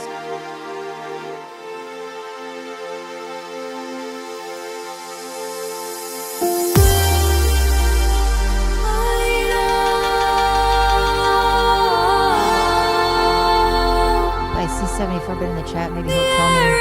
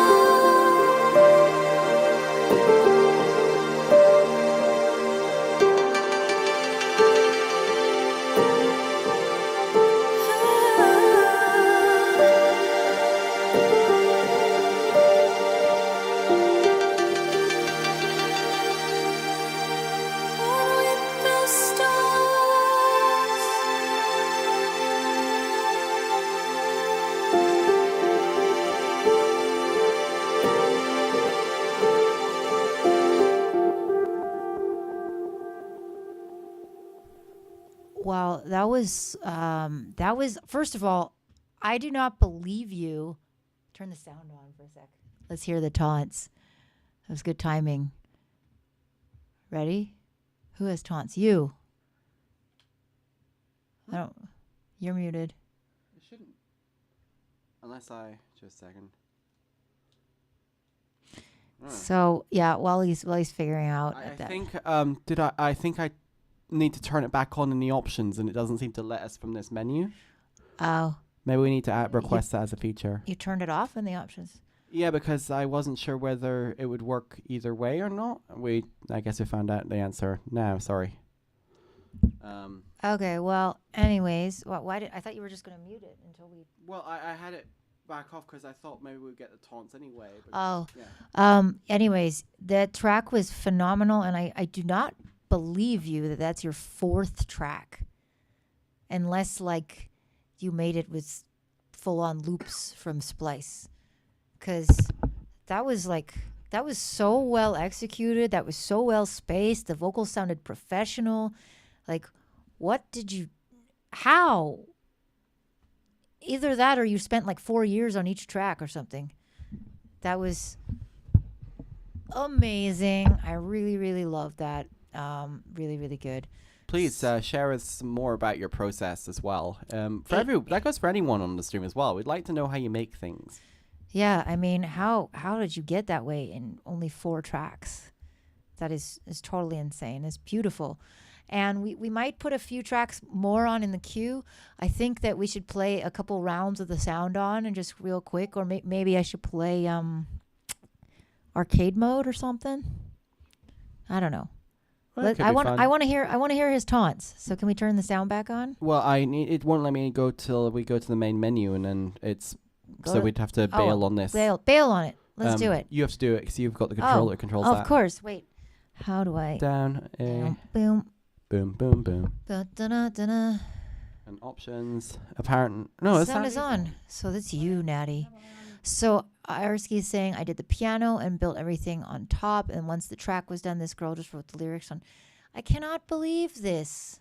What the heck is rubber banding? I don't even know what this is. Now my controller is not working. Sorry, it's just because I've selected something else for that one. But why is the audio dead? All right. Well, I'm going to let you figure that out. Pain in the ass. And Jason, don't call me. I'm on stream. We got Morgan is submitting another track. As in the queue is if there's a couple of you, if you guys are hanging out, the forum is closed, but we are going to play a couple more matches. So I'm happy to play a couple more tracks while we do this because I really want you all to just check out the game and everything. So let's check out this other track. And from Abstract Type is Morgan's artist name.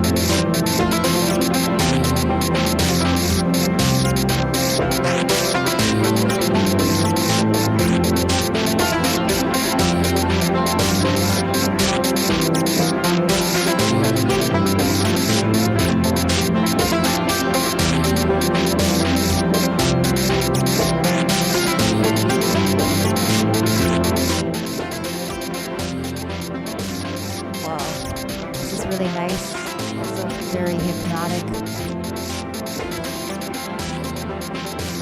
I'm enjoying this.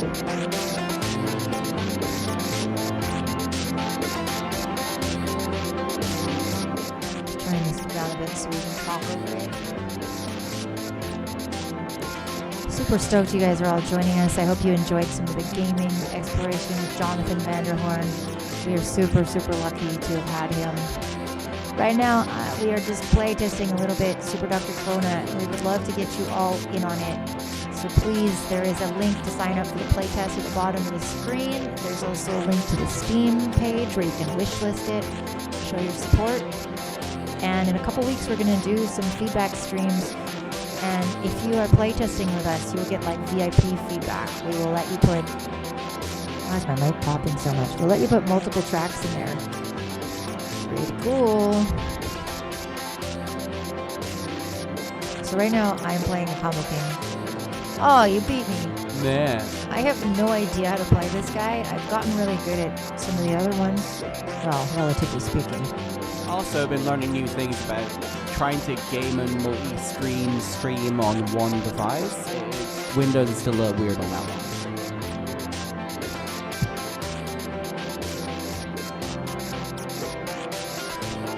Maybe I'll do a stream about why people often use separate gaming rigs for this stuff. So actually, here's something cool. I might be able to patch Jason in. He's been in other time zone. He's the developer of the game, and so maybe he can actually give us some tips about some supers and tell us some stuff. So that's pretty cool. Let me see if I can call him, because I think if I patch Discord, yeah. I'll be back in a minute. All right. Let's see if this works. You guys hearing the Discord phone ringing through the stream? Tell me yes, please.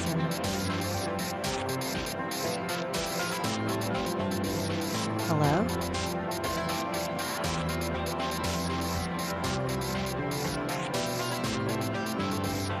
Oh, it's connecting. Well, let's see.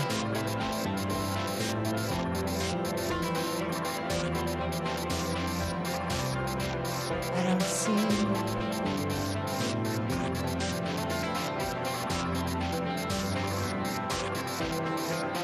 We're listening to Abstract Type, one of our favorite Discord friends. Very nice, hypnotic.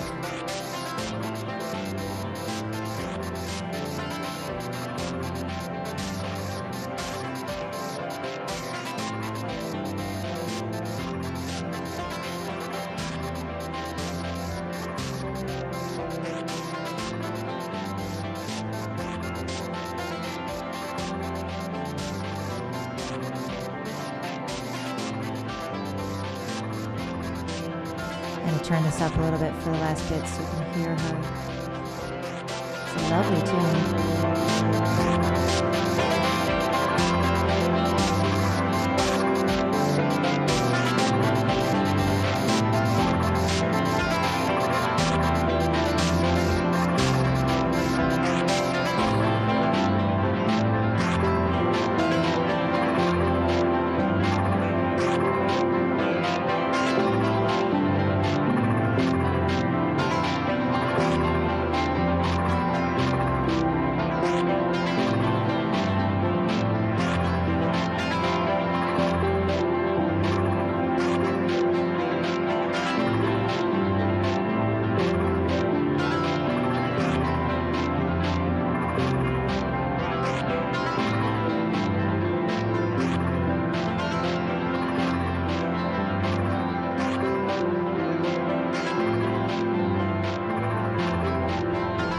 This is a lovely piece, Morgan. Well done.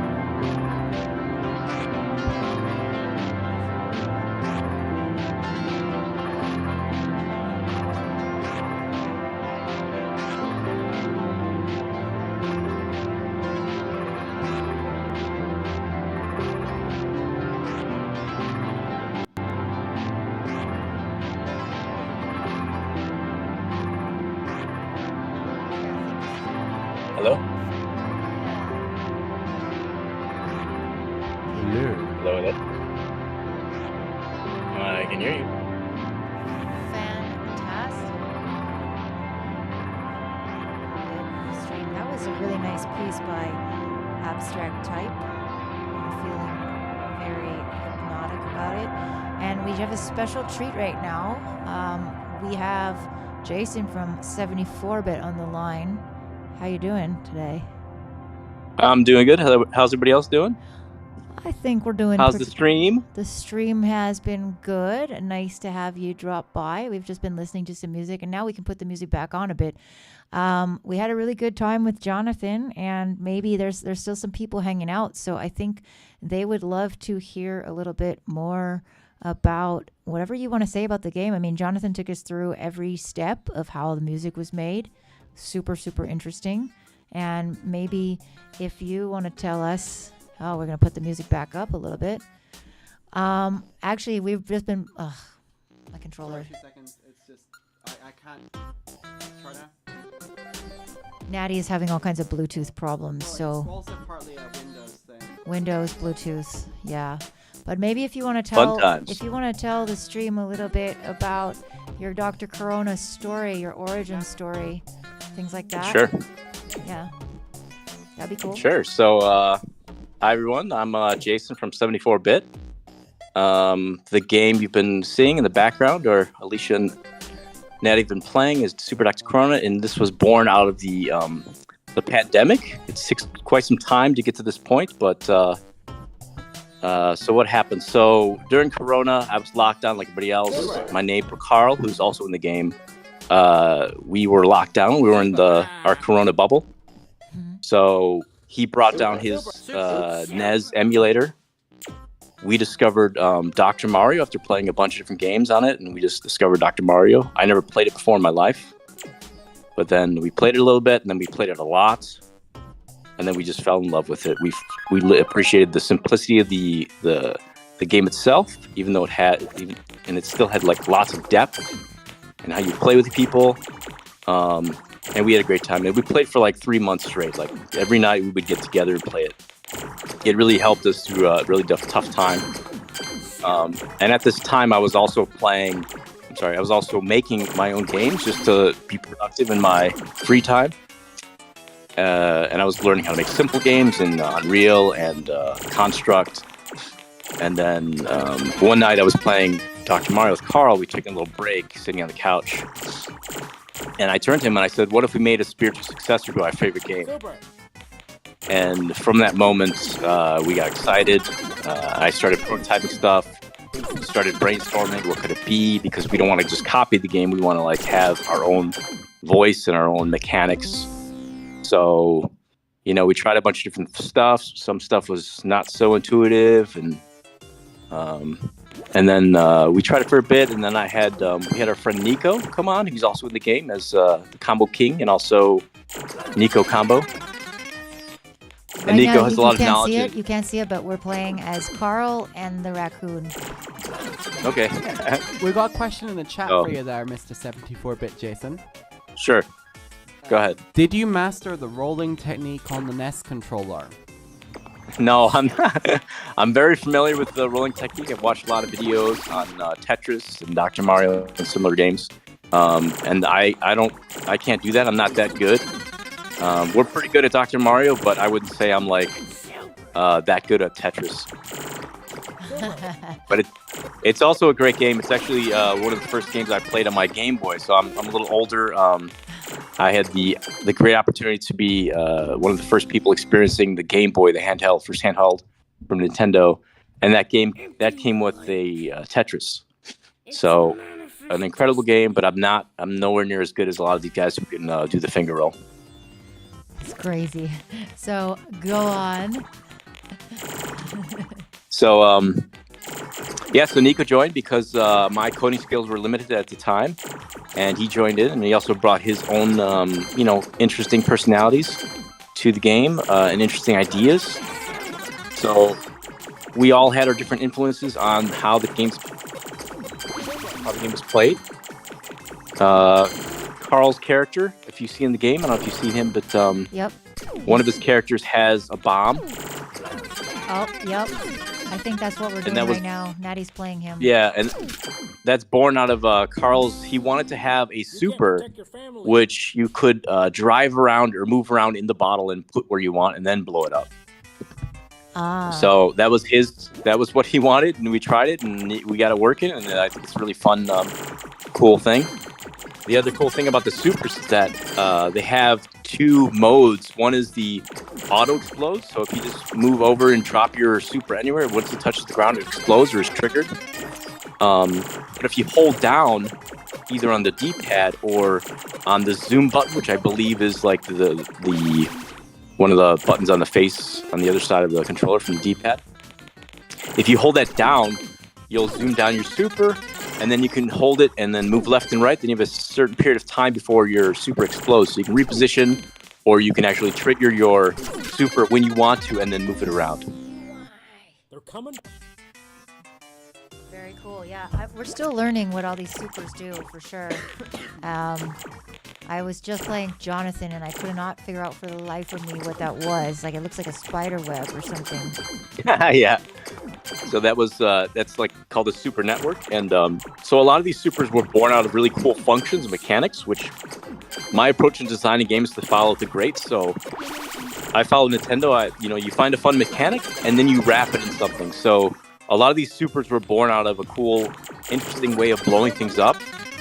And the Super Network is one of those where we had this cool way of once a super block dropped down, it would cast out these rays, and anything it sees within its view that's not unobstructed view, you can blow up, or it sends it into this like network shutdown explosion kind of thing.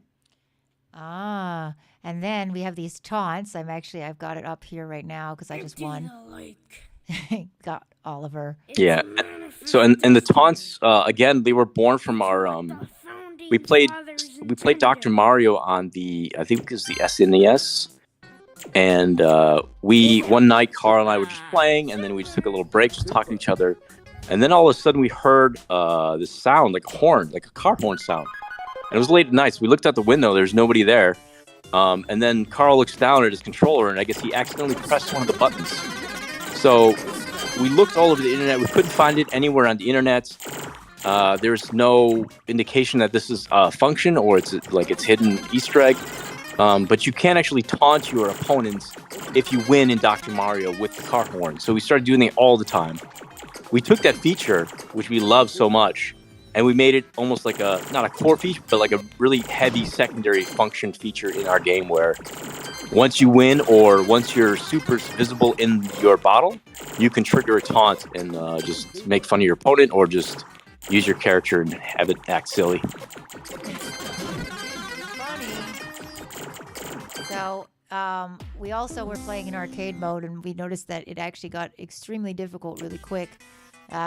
We were just telling the chat that we were dealing with these zombies that just keep multiplying, and we figured out the trick to get rid of them. But now we're busy with these bombs, and sometimes they spawn underneath us, and there's no way we can get to them before they explode. And we're sad. What do we do? Yeah, I think the best thing I do is if you're using Top Chief, he's got the best blaster, which can just cut through the whole rows and columns.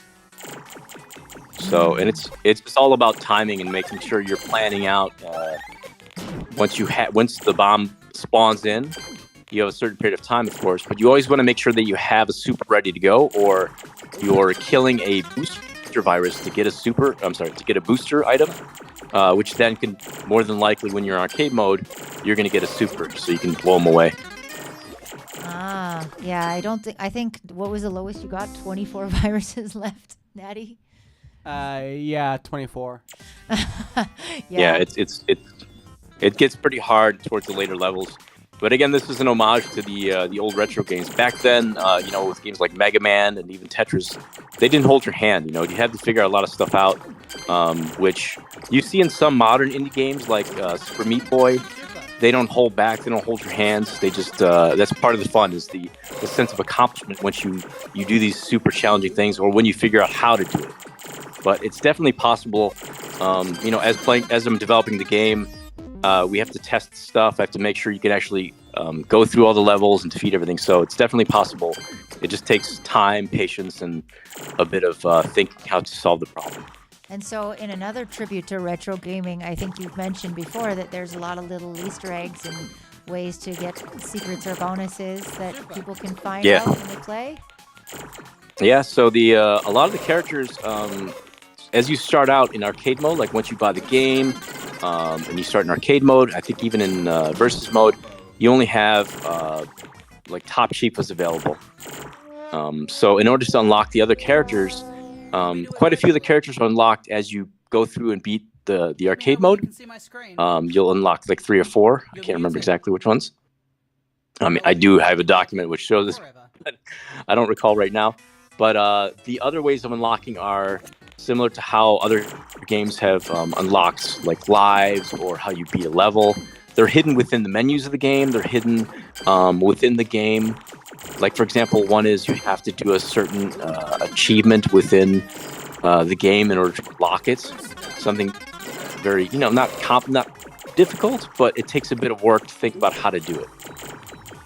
And then other ones are triggered when you have certain characters and you do a certain technique or use a certain button that actually unlocks it. So some are pretty simple to do, but you got to figure out how to do it. And I think the plan will be, we let people discover how to do it, like, try to find different things or different things to unlock the characters. But over time, we'll maybe give hints later on in our Discord how they can try and search and unlock these characters. Amazing. And yeah, we're just getting the Discord going, but those of you who have been watching the stream might have noticed all the fun emojis. There's also going to be tips and tricks, and some of the events will be co-hosted there. So definitely sign up for this playtest. We're going to be doing it over the next few weeks. I'm going to show them this. I'm going to mercilessly embarrass myself right now by showing them how hard arcade mode is. You said use... Oh my God, I'm on Rona Bomb. I'm probably gonna die in like 30 seconds, so it goes really fast. And if you all have been watching the game, you will notice all of a sudden that where did it go? It's too fast. And it goes up, and then where is it? Natty, help! I don't see it. It's underneath the yellow one there. Oh crap! Oh, I got it. You got it. All right. I can't. The most important thing is to fill up your super meter, so you always have a super ready to go. So even if you're not killing viruses, you need to blow up blocks to get your super meter going. Oh, there we go. Oh no, I messed up! I died. Well, maybe we can do some streams where you, as somebody who's actually good at it, can demonstrate, because we got about 20 minutes of footage the other day of me making strange noises and screams and asking what I was doing with my life. So maybe it'll be more classy when you play. Either he's just screaming the same as everyone else. No, I've never heard you scream. Yet. But so anything else you want to share with the crew here? They're having some fun, I think, watching us. I'm gonna play one more embarrassing round. I mean, I could just talk about, again, this is born out of the love of Dr. Mario and just gaming in general. There's things like the combo king who pops into the screen.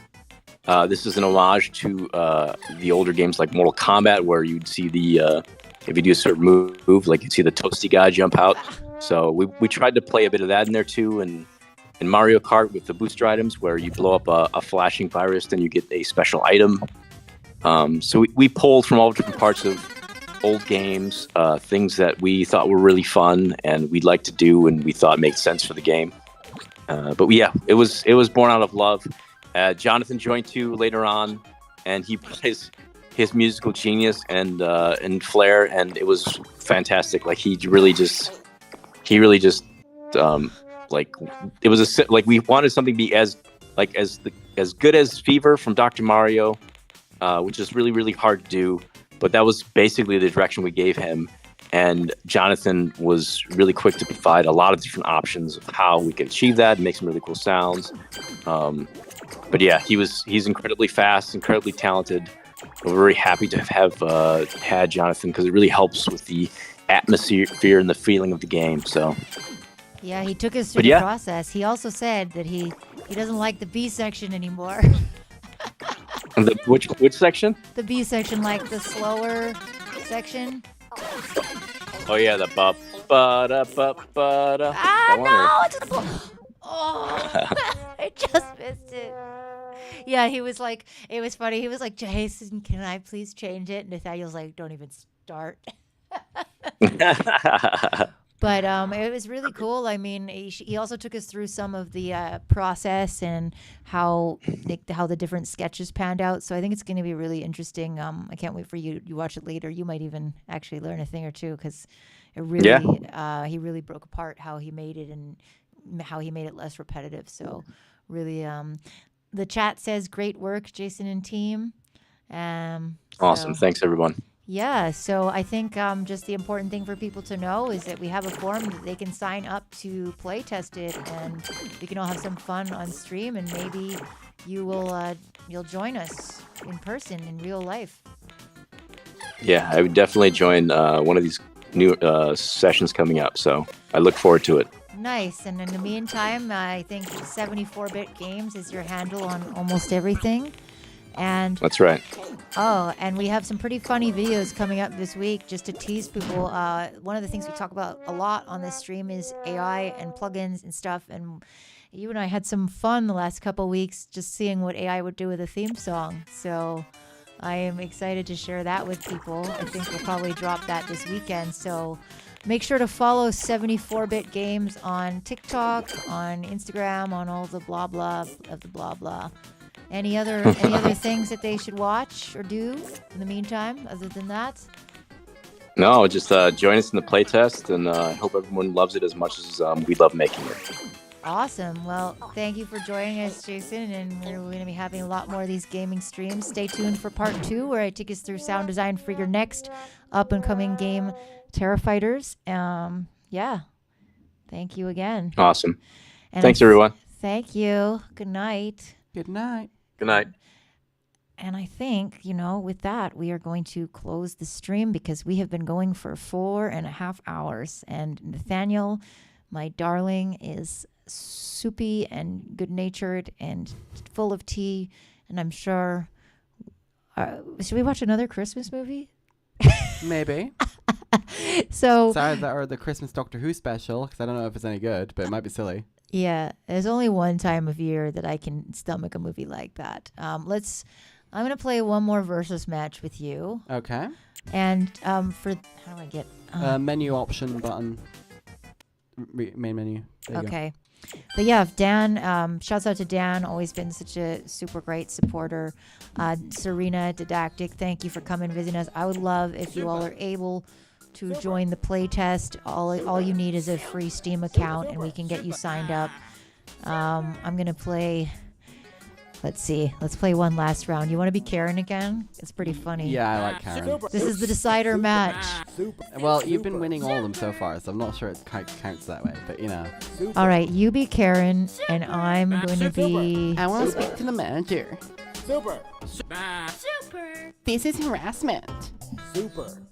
I'll be the tinfoil hat Carl again.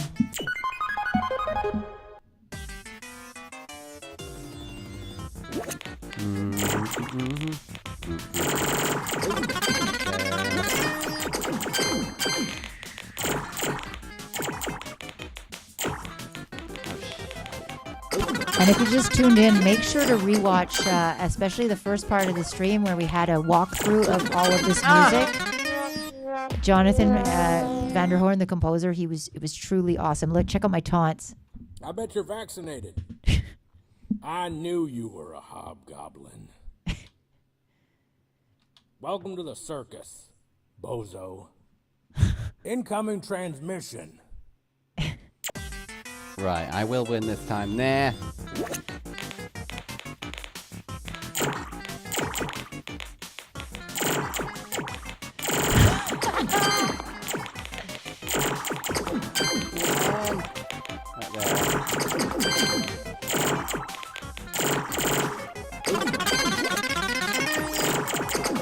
Super. So here's one of these supers that he was talking about. Like, this one is that bomb. Oh, somebody got a combo. Was that you? Me. So when he gets a combo, it like blocks my view. He's taunting me. I still won. Well done. I bet you're vaccinated. Well, not if you beat me this time.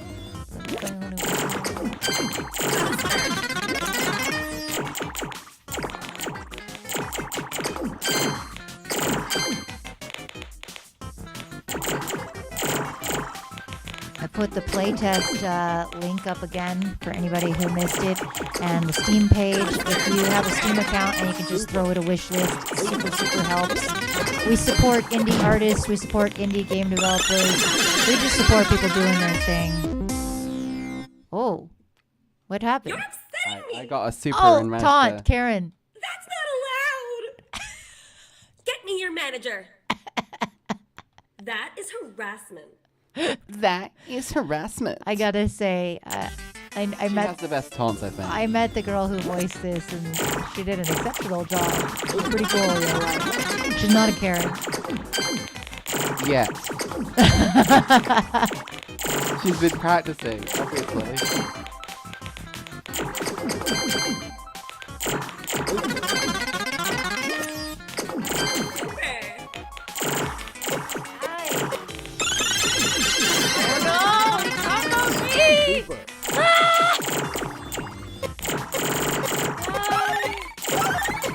Boom. Shut up, Karen.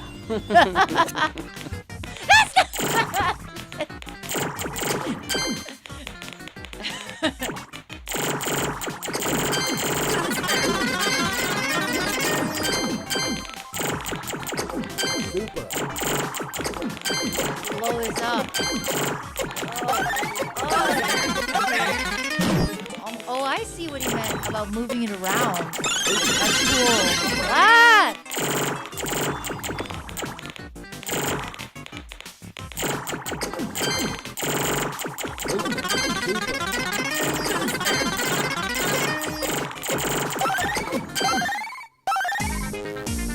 You're upsetting me. Oh, man. That's not allowed. We need to get some of you just like as a special character in it with your own taunts, and it's just you going "Ah!" I know. and don't talk to me or whatever it was he said. That's pretty, it's ridiculous. So like you can, when you sign up for the playtest, you and I and Nathaniel and whoever can actually play online. We just have to go online at the same time and it'll match us. So. Incoming transmission. Oh, Carl Jones has got the high score right now. I don't know how they figured that. And Nathaniel Darlington is slowly dying. Pretty amazing. So I just want to give thanks for coming. Give shouts out. These are the guys who made the game. Jonathan on the right, who you met today.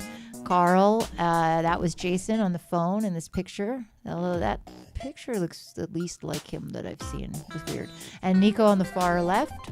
So really, really cool group of people. Super happy to support them. And thank you for supporting us once again. We are the International Live Beat Channel.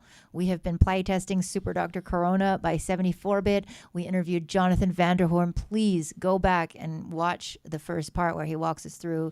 It's been a super amazing time. And thank you, as always, to my co-host, Nathaniel Wyvern, who I'm going to tuck in with some tea now as he finishes visiting me in Denmark. Thank you to all the people who stuck around and also who played their incredible tracks for us. We've done a little bit of an upgrade, so we hope you like the way the stream is looking. We will be doing more. I'm going to be doing a part 2 coming up where I explore sound design for gaming and talk about some nerdy stuff, and we will be doing some more playtesting live and some good stuff. So enjoy your night, and I don't think I should make you sing goodnight. But I want to anyway. Okay. Are you ready? This is ill-BC, Feedback and Friends. Good night.